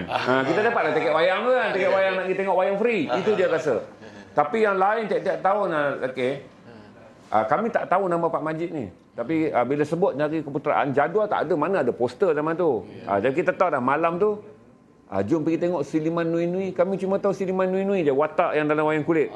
Yang saya rasa selepas ni ramai orang Kedah yang sezaman dengan saya, yang hidup dengan mendapat borang PE. Pasal PE dan Maidin tiap-tiap kali hari keputeraan dia akan datang Kedah. Pasal orang Penang dengan Kedah waktu tu satu negara. Dan saya akan Siliman Nui-Nui. Tapi di Kelantan pertahanan budaya dia sangat kuat, tuan-tuan. Sebab tu saya kata Sabri merasa bersalah kerana bila dia datang Kuala Lumpur dia tak tahu Dikir Barat. Dia belajar Dikir Barat dan sampai jadi dari dalang wayang Dikir Barat dan keluarkan siri karut komedia untuk menghidupkan Dikir Barat. Dia aku nak tanya kau ni. Jantan tak orang Kelantan kalau dia bukan orang seni? Jantan tak? Kalau dia ni seni, dia buta sastra, dia tak tahu puisi, tak tahu Mok Yong tanya dia tak reti, wayang kulit dia tak boleh, boleh buang sungai dia tu. Saya rasa bukan perkataan jantan tu. Manusia ke dia kata? Orang atau tidak dia ni? Kalau dia orang ke tidak? Orang ke tidak? Kalau orang Kelantan tak ada salah satu seni lah dia. Orang ke tidak dia ni? Okey. Serius kau kan? Ya, ya. Mesti Sebab saya percaya ada seni apa pun sekalipun. Setidak-tidaknya seni apa pun. Kalau dia tak suka wayang kulit, tak suka dari barat, seni silat, tak suka sastra, tak suka apa. Suka-sukanya dia bela ayam serama. Seni ayam lagebong. Ayam lagebong seni tu. Ada seni tu. Okey. Kalau kita tengok seni di Kelantan kan, tumbuh seni sekeliling. Daripada depan rumah sampai ke belakang rumah, semua sekeliling. Kita panggil pelunggu lembu kan. Pelunggu tali lembu kan. Ke pelunggu tu kan. Tunggu ikat. Kita ikat tali lembu kan. Cantik tu berseni tu. Benda ni tak ada kena-mengena dengan seni. Ambil kayu biasa boleh. Tapi tak kenapa dia ukir. Ada. Betul. Itu dalam kehidupan basic. Yang tak ada pameran, tak ada apa. Tak perlu buat pun. Tapi dibuat. Pada okey. Kalau kita tengok nelayan, kaum nelayan kan, tak ada kena-mengena dengan ikan tu. Adakah kalau gambar cantik, ukir cantik kalau buat ikan akan pergi? Tak juga. Berikan banyak dah. Berikan banyak tak juga. Tapi untuk dia kuasa tak. Dia wow, baru aku tanya dia kata wow. Naik je. Naik aja. Dia jadi payah sebab tanya buat wow tu sebenarnya 3 jam dah siap. Tapi dia jadi 2 minggu sebab nak memasang ukiran dia. Okey, faham. Jadi tu saya percaya kalau tak ada darah seni pada Kelantan, orang ke tidak dia tu. Mungkin bukan orang lah. Mungkin menyerupai orang. Betul, bukan aku kata tentang. Aku petik semula kata orang Kelantan. Kau yang pegang 03, kalau kau tak tahu seni, bukan dia tanya, dia kata manusia ke tu, orang ke tu. Dia cek semula, pegang raba atas bawah. Orang ke tak? Azan tepi telinga. Allah Akbar, Allah Akbar. Pasal boleh dicurigai kalau dia tak ada jiwa seni. Kalau orang dia kena ada rasa jiwa seni. Kalau Kelantan sebab seni di Kelantan tak Keliling. Keliling. Dan sejarahnya beratus tahun daripada zaman petani lagi dulu dah mula. Sebab tu benda tu berkumpul di Kelantan dan segar masih ada sekarang sebab legasi dia tu turun temurun tu ada. Contohnya macam ada dan diperbaharui sebenarnya. Dia bukan kekal yang lama. Kita kata yang bukan lama, Mak Yung bukan kekal bukan yang lama. Berubah, betul. Dia berubah. Kan, dia berubah. Jadi semua benda tu berubah. Dikir Barat berubah. Bola Dikir Barat paling besar adanya sekarang irama Hindustan. Industri jadi besar, dia tak Dikir kosong. Sebab ada perubahan itulah dia hidup lagi sampai sekarang. Dia tak ada berubah, dia mati lama dah. Pasal dia tak boleh mobilize dengan zaman. Betul. Kebanyakan seni yang menjadi masalah adalah anak muda akan melihatnya sebagai janggal. Tapi kalau anak muda kata into it lah, ada related lah dengan kita. Ada related dengan kita. Aku ingat dulu pasal Pak Majid pada zaman Scrambler, watak wayang kulit dia dah naik Scrambler. Jadi bila kita pergi, kita suka lah zaman Scrambler. tengah top. Betul. Ya, aku Yang tak suka perubahan ada pengkaji je. Berkaji dia buat kajian. Kau pertahankan. Yang teruk tu dalam main tak ada orang mari tengok. Buat show dua kerat. Betul. Aku ingat Pak Majid tu tiba-tiba dia masukkan salah satu watak Sulaiman Nui tu naik scrambler. Sebab scrambler tengah top di Kedah. Betul. Okey. Faham aku sana. Okey. Kena berubah supaya relevan dengan masa. Dan saya percaya kalau orang agama sendiri pun kalau dia ada darah Kelantan tebal seni dia. Ya. Oh ya. Walaupun dia ustaz belajar pergilah balik Mesir mana mesti ada. Mesti tersentuh, mesti ada terlanggar juga dia. Aku tengok main gasing semua aku tengok. Gasing ada, mesti ada tu. Betul, gasing tu pukul pusing je. Ya. Lepas tu dipakah dia orang pecah. Tapi diukir, dibuat semua. Nak mengaji Quran tu raha tu. Nak mengaji Quran. Mengaji Quran, rehal tu. Pahat tu bagi cantik. Betul. Padahal dia buat je buka tu dengan ukiran. Boleh ya. Betul. Tak payahlah benda tu tak bantah je lah mengaji. Tapi seni sekeliling sebenarnya. Dan diamal, dibawa, diturunkan. Itu sifat dia. Itu sifat dia di Kelantan. Sebab tu tak putus. Sebab tu tak putus kan nak bandingkan tempat lain sudahlah benda tu agak kurang tapi tidak diamal. Kelantan dia banyak. Dia akan push untuk ambil. Ada juga yang dibuang-buang Kelantan pun. Ya. Ada juga yang timbul bertentangan dengan agama ni Serang dia buang. Tapi sendiri tak habis. Ada. Betul tu Mak Yu Cino ada kerana bapaknya adalah Mak Yu Cino ni champion tali pinggang ni leather kulit tu. Adalah kerana dia mewarisi bapaknya adalah seorang Cina yang membuat patung wayang kulit. Dan anak dia sekarang ni dianggap Raja Tali Pinggang Malaysia. Mak Yu Cino yang terkenal dengan Samurai Attack Katana. Dia panggil Proud of Pasir Mas. Kalau tali pinggang dia dalam Facebook dia panggil ya. Memang dia sekarang ni dianggap Raja Tali Pinggang Malaysia lah. Seorang Cina. Tapi bapak dia telah didokumentarikan sebagai yang pembuat patung wayang kulit yang masih hidup sekarang. Dan dia seorang Cina. Itu saya beritahu tu saya kata Cina pergi sana pun akhirnya dia menjadi satu masa mula-mula saya tak terbayang Mak Yu buat tali pinggang iyalah. Rupanya dia mewarisi bakat kulit tu kerana ayahnya mengukir patung wayang kulit. Dengan kulit. Tu dipanggil Mak Yu Cina tu. Kerana Cina lah. Dan bapaknya tu bila Mak Yu post tentang satu saluran antarabangsa National Geographic ke History Channel sedang buat dokumentari tentang bapaknya, seorang Cina yang dianggap sebagai pengukir wayang hidup. Saya rasa terkejut. Tapi saya tak terkejut lah bila Sabri cerita. Kalau duduk Kelantan tak celik seni, pergi semak orang ke tu. Azan kat telinga lah kan. Takut bukan orang. Takut jelmaan ke apa. Ya tuan-tuan tolak je tuan-tuan sebab kita akan tanya Zakir pula. Aku tanya kau lah Zakir. Ayah kau tentulah kau lebih kenal. Sabri kata, Sabri dengan aku bersetuju, kata sangat garang. Walaupun aku kena itu aja, jangan kau ajar dengan orang tua. Boleh tak jangan kau ajar dengan orang tua? Ayat untuk perkataan merokok. Tapi kau tengok arwah, kau tengok Pak Osman macam mana? Dia ni kira orang yang paling skema lah kat kampung dia. Skema ya, rambut dia sampai sudah pun skema ya, betul. Kira dia kat kampung tu, kampung kalau kira kawasan nelayan tahulah kan, mana-mana tempat nelayan pun orang kasar lah semua. Orang kasar semua kan. Yang tapi dia ni daripada atuk dia, nenek dia, mak dia guru mengaji Quran. Guru mengaji Quran, mengajar Quran apa semua. Jadi dia ni umur 2 tahun bapak dah hilang, mati. Jadi dia anak yatim. Dia anak yatim. Umur 2 tahun dia. Jadi dia anak bongsu yang mana seorang ya. Kakak dia beza dengan kakak dia 20 tahun. Beza dengan kakak dia. Jadi bila dia lahir, dia ni macam orang yang memang sangat dijaga. Dia 2 orang adik-beradik dia dengan kakak dia. Tapi jarak 20 tahun. 20 tahun. Jadi bila lahir tu bapak dia dah tua lah kan. Maknanya umur dia 2 tahun bapak dia meninggal. Jadi dia memang dijaga bukan saja oleh family dia tapi orang kampung. Sebab mak dia guru Quran, mengajar orang kampung. Dulu mengajar percuma ya. Tapi banyak makan orang biasa. Yalah, dulu guru Quran sangat dia orang macam dia. Aku pun mengaji Quran macam tu je pakai dia kampung. tak boleh nak nakal kat kampung. Orang akan jaga. Kalau dia turun dia nak main apa lumpur, orang cakap orang mengadu kat mak dia. Jadi orang yang kasar-kasar ni pun orang kampung akan jaga dia. Kami tak apa pergi, tapi dia panggil Habib lah. Habib duduk atas. Habib duduk atas jangan pergi. Jadi dia sentiasa tak boleh main kasar. Okey. Dia sangat skema lah dengan kampung. Tak pernah isap okok, tak dunia remaja dia tak ada lah dia. Kemudian dia belajar, dia orang yang suka belajar. Jadi umur 13 tahun dia cikgu. Mana kehidupan remaja dia tak ada. Jadi dia orang yang sangat skema, yang tak tahu apa benda lah. Pasal dunia-dunia yang apa ni dia tak tahu. Cuma dia tahu daripada pengalaman sepupu dia, sebab situ kehidupan orang kasar semua lawan nelayan kan. Jadi tahulah, tapi dia ni memang terjaga.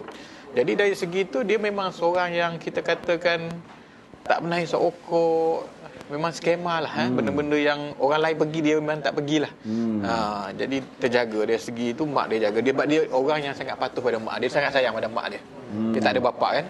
Jadi kalau mak dia cakap, dia takkan buat sampai mati. Okey. Boleh jadi dia garang tu sebab dia tak berkawan kan. Dan satu memang dia salah satu adalah kerana saya fikir saya punya kecenderungan pada waktu tu selepas dia explain pada saya, dia sangat fikir morality, jangan damagekan satu society punya nama baik kerana kau pergi isap rokok. Dan lepas tu dia kata tak munasabah dalam majlis 5 bintang, walaupun pada masa tu hotel ada benarkan merokok, tapi dalam majlis 5 bintang menteri ada, tetamu segala macam VIP datang sebab hadiah sastra kumpulan utusan ni kan excellent. Lepas tu saya ni macam tak sekolah. Itu pergi nyalakan rokok kan. Cuma dia kata mula-mula bunyinya personal. Boleh tak jangan kau ajar orang tua, pasal saya tak menghormati dia sebagai orang tua. Tapi itu sebabnya kerana dia tak jadi yang gede semua tu. Kerana mereka nak mempertahankan aset ini keluarga guru agama kami. Kalau dalam adik-beradik, kami selalu tanya, bila kita pernah kena pukul dengan dia? Tak ingat bila pernah kena pukul. Tak pernah kena pukul dengan dia. Dia jarang marah. Dia tak pernah pukul anak. Ya. Tapi kalau kita keputusan, tapi mak saya garang. Mak saya jangan main.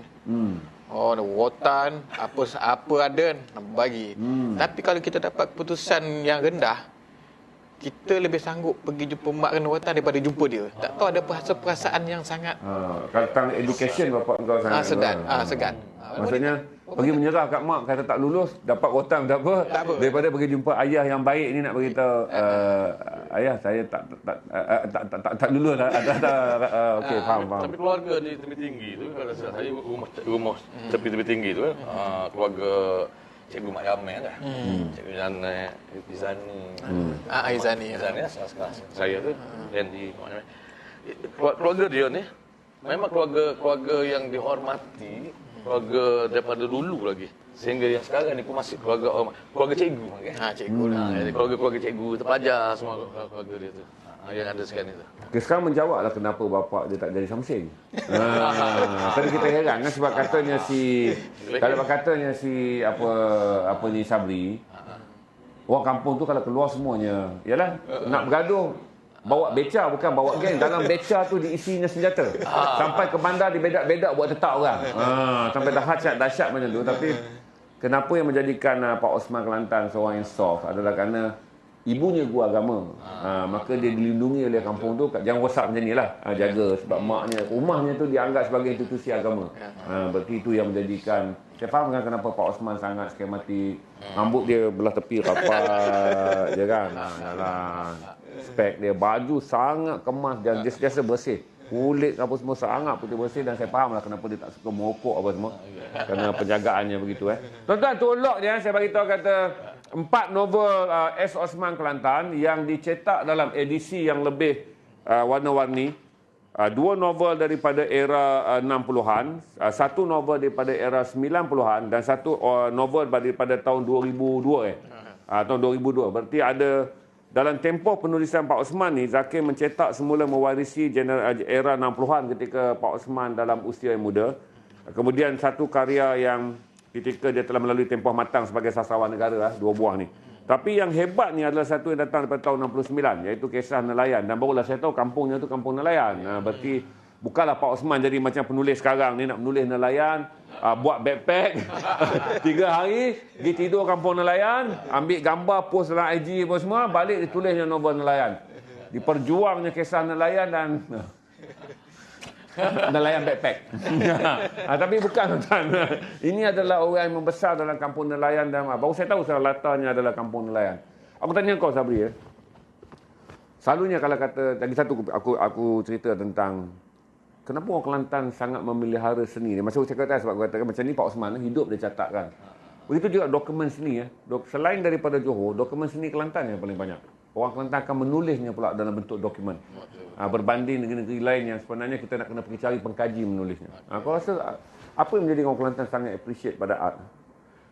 Sebab dia takut dia bukan manusia. Kalau tu tak aku dah agak lah. Tapi tak jawapan yang lebih lain kenapa orang Kelantan kalaupun dia tidak aku ingatlah arwah Raimuddin Zahari. Bukan bidang dia pun nak menulis tentang Mok Yong. Bukan bidang dia tapi dia menghabiskan masa yang begitu banyak tentang Mok Yong, tentang wayang kulit, tentang apa. Pada usia yang muda yang dia bukan pun tanggungjawab dia tapi dia buat dan menerbitkan begitu banyak. Apa yang menjadi orang Kelantan sangat appreciate pada art? Saya rasa kehidupan itu sendiri. Kehidupan itu sendiri kan dia tak lepas pada seni. Jadi kecintaan itu menitik jatuh dengan sendiri ya.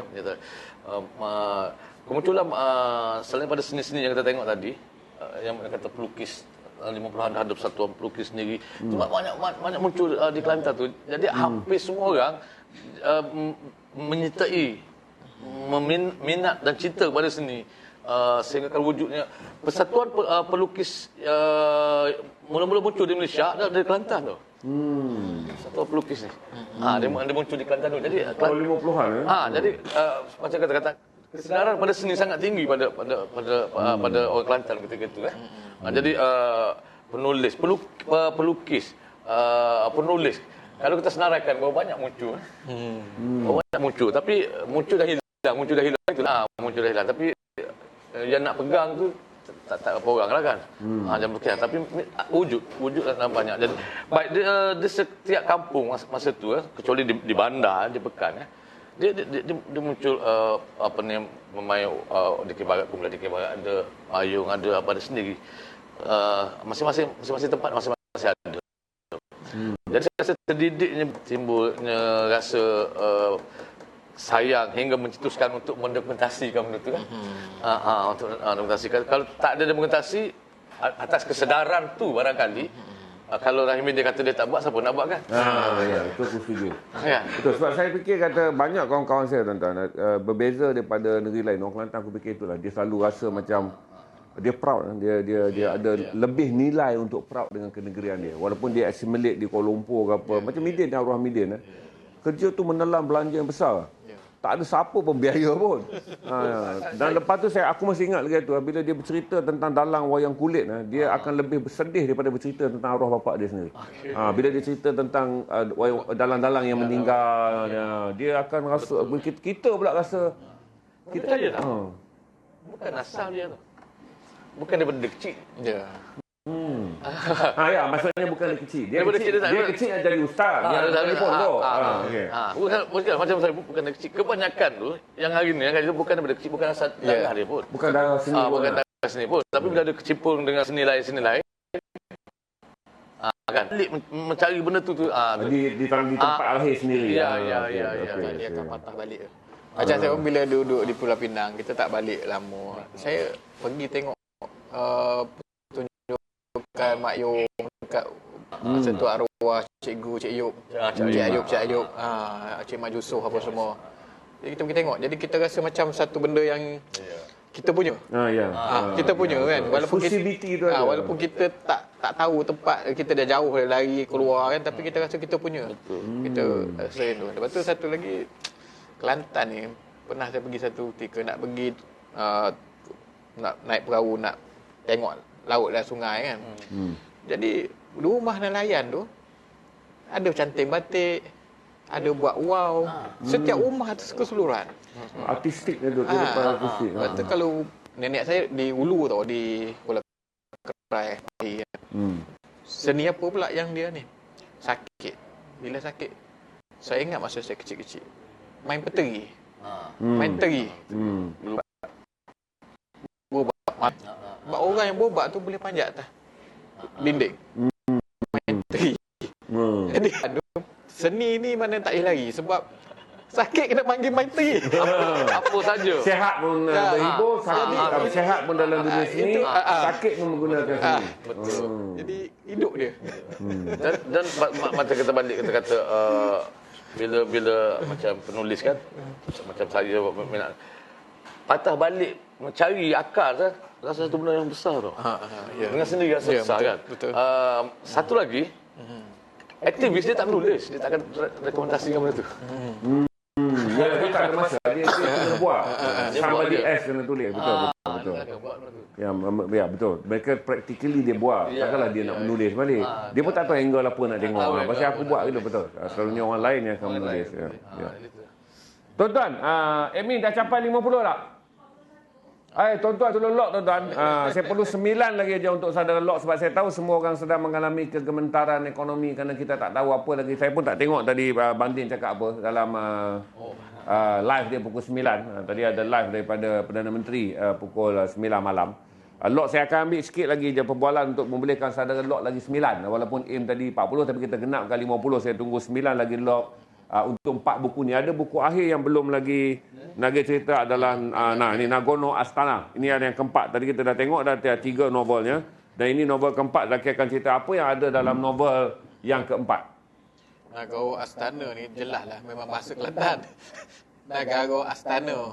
Negara Astana jadi Nagorno Astana. Oh, ni bunyi dia Nagaro. Ni Nagorno. Ini Nagogo, bukan. Ni bunyi Kelantan ni. Bunyi tapi sebutnya apa? Nagorno Astana. Berarti negeri Istana. Okey. Asal dia pun disebut negeri ni datang daripada sejarah permainan wayang kulit lah.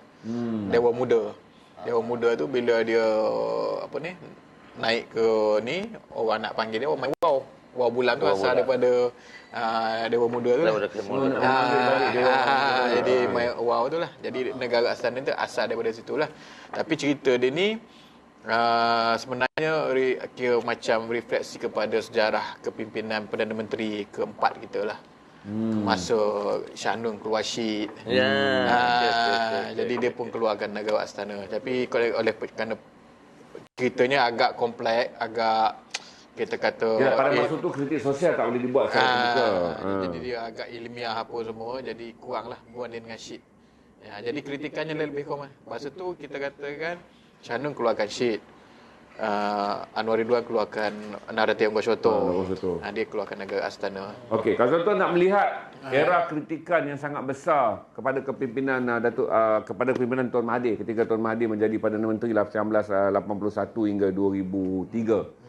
Zaman yang dianggap paling banyak kebangkitan karya penulisan menentang dia. Banyaklah sama novel yang lain, tapi ada 3 yang selalu kita sebut, iaitu pertama adalah Shah Nun Syed dan yang terus kena ban, sekarang dah boleh jual.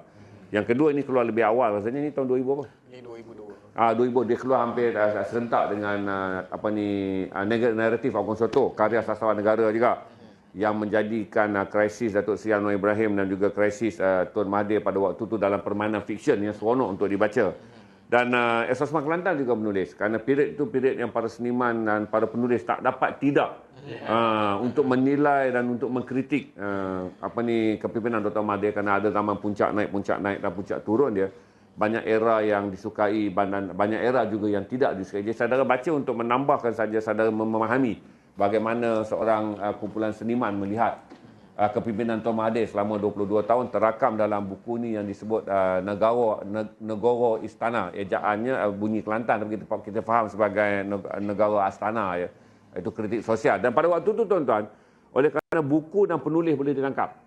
Waktu tu gari lebih murah pada Maggi.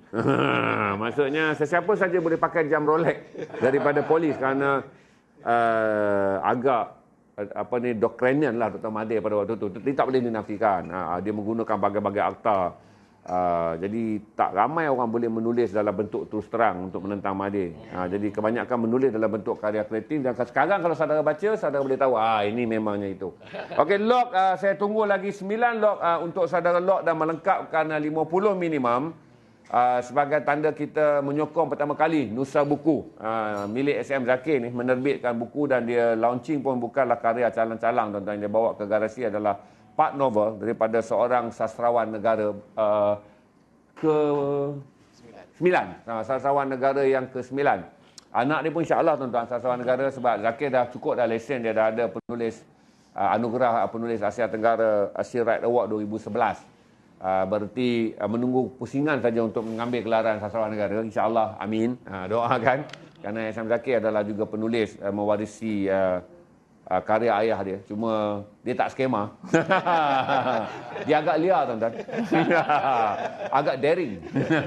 Tapi tak apa. Lain kali dia tak ada, kita buat hal dia. Sebab cendia kawan, dia akan berbual ketika orang tu tak ada. Baru cendia kawan. Kalau ada ni, kita bawa bincang tentang dia, itu wartawan. Yang tanya orang cara berdepan tu wartawan.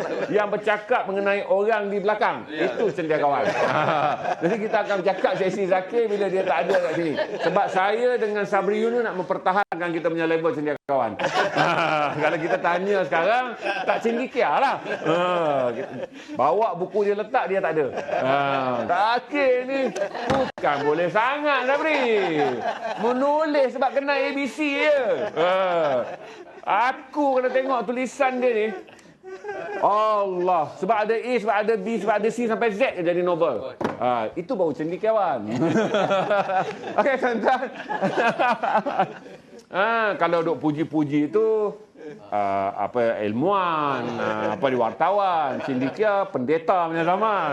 Itulah ramai pendeta dalam FB, tuan-tuan. Ramai cendekia dalam FB. Cendawan ke cendekiawan tu kita fikir kemudian. Log sampai dah MA 50 ni. 46, saya perlu 4 lagi, tuan-tuan. Tapi Macton legit log selepas je saudara log, Sam Zakir akan menghubungi anda. Kami hanya akan ambil WhatsApp dan pass kepada Zakir. Zakir yang akan menguruskan postage. Jangan kena dengan scam. Sebab yang akan menghubungi saudara adalah Zakir sendiri. Jangan kena scammer, tuan-tuan. Kalau tuan-tuan tahu setiap kali gini-gini, jangan. Saudara akan berhubung terus dengan Sam Zakir. Jadi kita naik tak nombor Zakir semua itu? Zakir umum nombor dulu, okey? Nombor yang akan menghubungi payment apa semua bagi mereka yang log. 017 342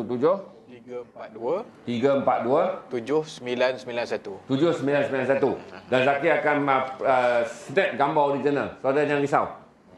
Kerana saudara dia tak akan hantar gambar poster untuk WhatsApp supaya saudara tahu saudara dah log, dia akan snap gambar original. Dan cantiknya, tuan-tuan, tuan-tuan dapat dengan kotak kali ni.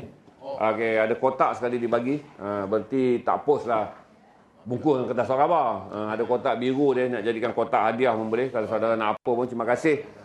Last kali aku nak tanya kau. Sekali lagi lah. Datang tuan. Jadi ini pula tak tahu lagi bila nak boleh jemput pasal PKP. PKP ni, tuan-tuan, memutuskan segalanya. Pendapatan, pekerjaan, persahabatan. Itu yang kadang-kadang langgar sempadan tu. Kadang-kadang tak boleh marah je orang Kelantan juga. Dia langgar tu sebab rindu kat kawan je. Dia sebab tak tahu kalau sambung 2 minggu, sebulan lah kawan tak jumpa dia mah. Sambung lagi 6 minggu.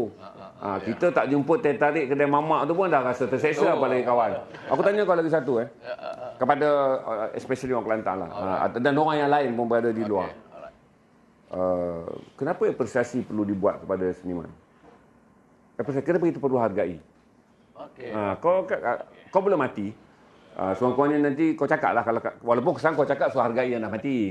Tapi at least cakap kau besok kalau kau dah mati, orang pun hargai. Tapi aku ada rasa lah macam ini yang marah Kelantan sebab saya kawan orang Kelantan dan saya tahu di Kelantan lah kota yang paling banyak penyair, di Kelantan lah kota yang paling banyak penulis. Kelantan yang sebenarnya, tuan-tuan, Kelantan domestically, yang jangan kira yang merantau punya Zakir ni. Di Kelantan sendiri adalah saya tahu sebab saya menulis. Mana ada negeri ada 7-8 persatuan yang daerah tumpat, persatuan daerah betul, persatuan daerah pun ada, menunjukkan ramai dan minatnya. Tapi kadang-kadang pasaran dan sokongan daripada orang Kelantan dalam perbukuan tu agak kurang. Walaupun saya boleh bagi tahu dekat saudara, kalau kita tanya 10 penyair di Malaysia, 3 paling berjaya mestilah 03. Maksudnya orang yang pegang 03. Kalau kita tanya satu penulis senior yang lama bertahan, tentu ada 10. 3 orang mestilah daripada 03. Sebab orang Kelantan yang konsisten. Itu tak boleh dinafikan, orang tak boleh marah. Sebab itu fakta.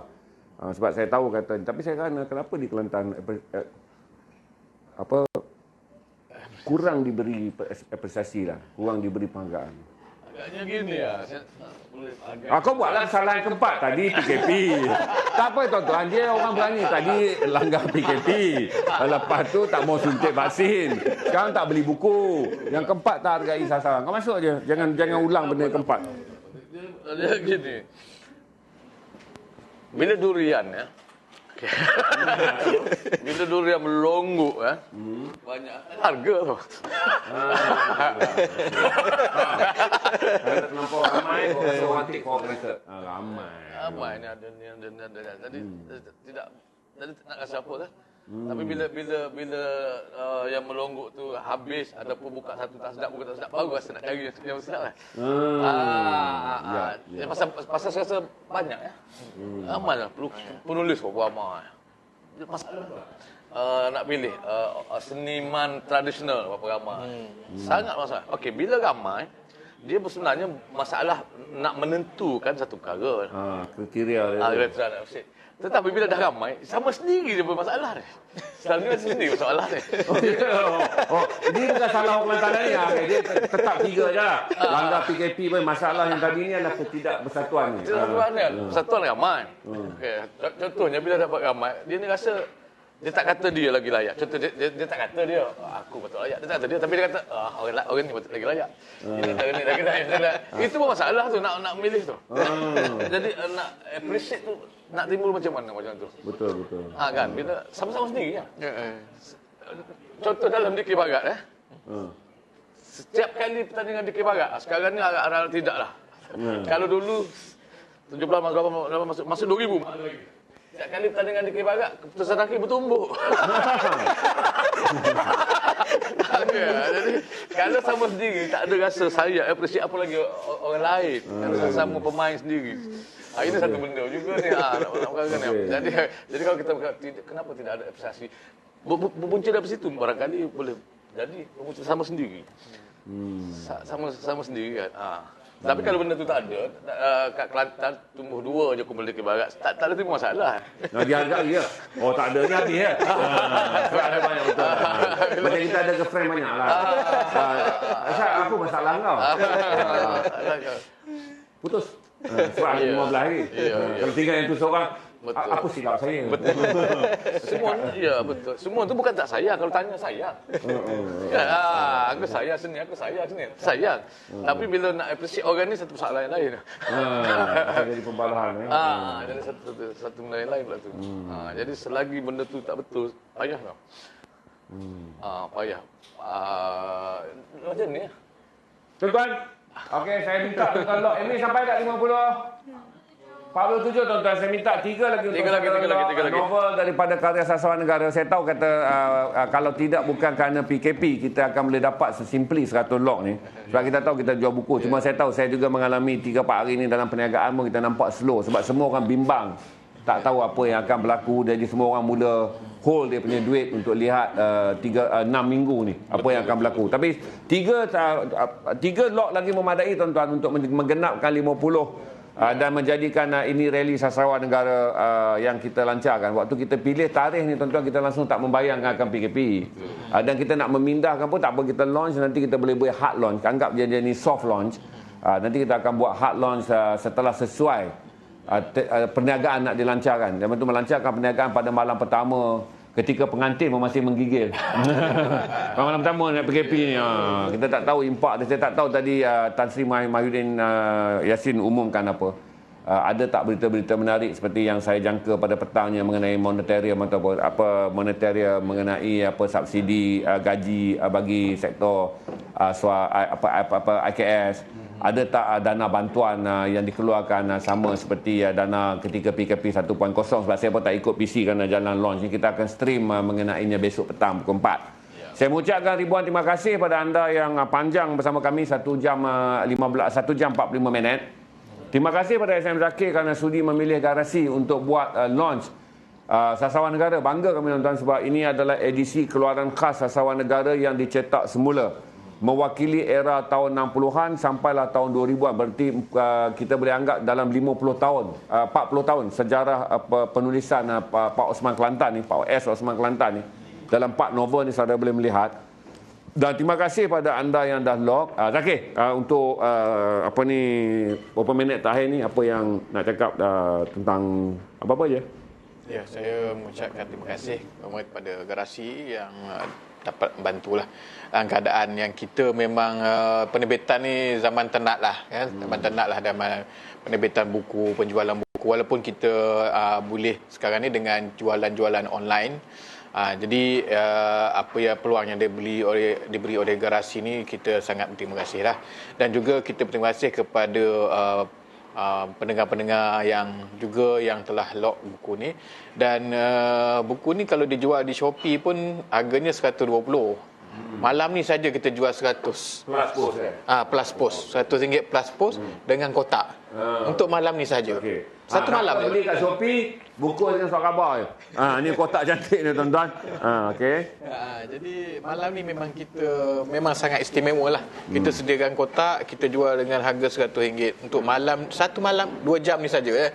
Selepas tu balik pada Shopee kita dengan 120. Tapi kita melihat bahawa banyak daripada buku-buku ni dah memang tidak ada dalam pasaran. Kalau dicari pun buku-buku lama yang tidak ada, sebab banyak buku yang adanya di Dewan Bahasa dan Pustaka, dan di Dewan Bahasa dan Pustaka pun tinggal 2 judul saja yang masih dalam pasaran, Perjudian dengan Juara. Yang lain belum dicetak lagi. Antara yang banyak diminta oleh pembaca, Wajah Seorang Wanita dan Orang Kota Baru. Itu. Yang tu pun tak ada dalam pasaran sekarang ni. Salah di Koprin lagi. Itulah. Jadi itulah harapan, dan terima kasih kepada Abang Sabri Yunus yang kita kata waris lah. Waris. Bila satu ketika lah saya nak meluahkan juga, tapi dia mungkin terlupa. Saya anggap dia ni memang waris, sebab ayah saya selalu kata, Sabri Yunus tu memang waris kita tu. Puak kita tu. Popok saya Useng tu, dia kata. Jadi satu ketika, oleh kerana rawan dia terlalu ramai, terlepas undangan kahwin anak dia kepada saya tak dapat. Bila Ridwan Harun kata, kau tak pergi ke Sabri Yunus? Aku tak dapat. Sedih. Sebab waris aku. Lepas ni mu kahwin pula kena undang. Kau hantar 2 kad. Kau hantar 2 kad. Ini memang dah waris. Kalau tidak waris dia tak bercakap macam ni. Betul. Bila Ridwan Harun kata, apa tak pergi? Aku Ridwan Sabri tak panggil. Sedih tu. Lepas tu Ridwan kata, Sabri tu waris aku tu. Sebab orang tu tu pok kita tu popok saya usai. Kau kahwin satu lagi. Kalau tak nak begini, menikah satu lagi bukan sebab nak kahwin, sebab nak selesaikan masalah lama. Masalah waris ni. Saya ada orang boleh saya salahkan. Tak boleh. Saya segar ke ni semua nama-nama kawan-kawan penal semua ni. Dia tak lagi. Dia tak bagi ni. Pecah. Saya sebut nama dia saja ni memang. Sebut apa dia? Ni Radin ni. Radin. Dia kahwin muskat dia tak diserahkan. Tak panggil aku. Open. Dia dulu lagi dia. Apa nama ni dia? Tak apa. Jangan latih aku lah. Kalau aku stream lah dia, Abang Ladin, ya Allah. Dia kalau kau jemput dia pun dia lupa. Tapi ni Ladin baru saja sampai pukul 10 tadi ke Kelantan. Pukul 4, pukul 6 tadi dia bertolak, adik dia meninggal. Pagi Fatihah. Allah Akbar. Okey. Apa minta maaf betul. Menikah satu lagi. Jadi kalau orang tanya ni, Sabri kenapa kau menikah? Nak selesai masalah dengan Zaki. Sebab aku tak jemput lu. Sekarang aku nikah aku jemput. Tapi kalau dia nak balas dendam saya, dia kahwin selalu dia jangan ajak saya. Betul tak, Kim? Kau kahwin satu lagi dengan ajak dia. Baru. Lepas tu kan? Lepas tu kau up kan? Kau up kat status kat FB kan? Sabri maaf lupa demo waris. Kau naik hashtag Allah lupa waris. Okey. Okey tuan-tuan, kita dapat dah 50 buku? 51 alhamdulillah. Saya orang ke-52. Okey. Saya ucapkan ribuan terima kasih. Berapa ratus kita stream ni tak ramai kerana apa? 600 lebih sustain alhamdulillah. Saya mengucapkan ribuan terima kasih semua kerana sudi melabun bersama Sabri Yunus dengan SM Zakir. Kita sebenarnya kita cakap benda yang serius sebab Pak Habib tak menulis buku-buku simple. Tapi cuma cara kami sampaikan, kami simplicize kan. Tapi kalau saudara baca karya-karya ni, tema kemanusiaan ni sangat kuat lah. Kalau saudara tahu kita panggil kata edition sastrawan negara yang mengangkat cerita rakyat tak ramai. Yang kebanyakan adalah yang senior yang datang daripada generasi ini. Dan saudara nak jumpa daripada karya penulis sekarang pun, aku pun tak ada nak nulis tentang nelayan pun. Kecuali kalau kononnya ombak laut tinggi membadai dan keluarlah Pak Osman mengayuh. Nama Osman pun bukan nama nelayan dah. Kan? Tapi nama-nama yang karya dia banyak best tau. Contohnya, contoh kalau masa sikit Dolah Minah. Mana Dolah mana Dolah Minah? Dolah adalah suami kepada Minah. Tetapi kenapa tidak Minah Dolah? Kenapa Dolah Minah? Kenapa Minah lagi besar? Dia ada sebab tu. Dia ada sebab tu. Ada yang kalau suami dah besar, Minah Dolah. Sebab Dolah tu lagi besar. Tapi kalau ada nama bini di belakang, artinya bini lagi besar tau. Bini tu menguasai. Menguasai bukan barangkali bukan menguasai, tetapi keluarga bini. Contohnya Lebih prominent. yes, Dolah Minah. Kalau kita tengok Minah apa? Minah Haji Daud. Haji Daud sangat besar tu. Mungkin dia guru mengaji kat kampung. Jadi nama tu lagi besar. Daripada nama kita dah beritahu antara status tu siapa mewakili status lebih tinggi antara pasangan tu. Betul. Ini banyak dalam nama-nama watak dalam soal kata. Begitulah nama dia. Oh, jadi kalau kita baca kita tahulah. Kita tahu. Maksudnya kalau Dolah Minah ni, maksudnya Minah ni prominent lah. Daripada satu keluarga yang berada terkenal, cek-cek rupanya bapa Minah ni adalah orang yang sohor, orang kaya ke, orang agama ke apa. Betul. Status sosial lebih tinggi. Okey, terima kasih tuan-tuan. Kita akan masuk dalam sesi sale lepas ni. Saya tak pasti barang apa akan naik, tapi kita akan break lebih kurang 15 minit je.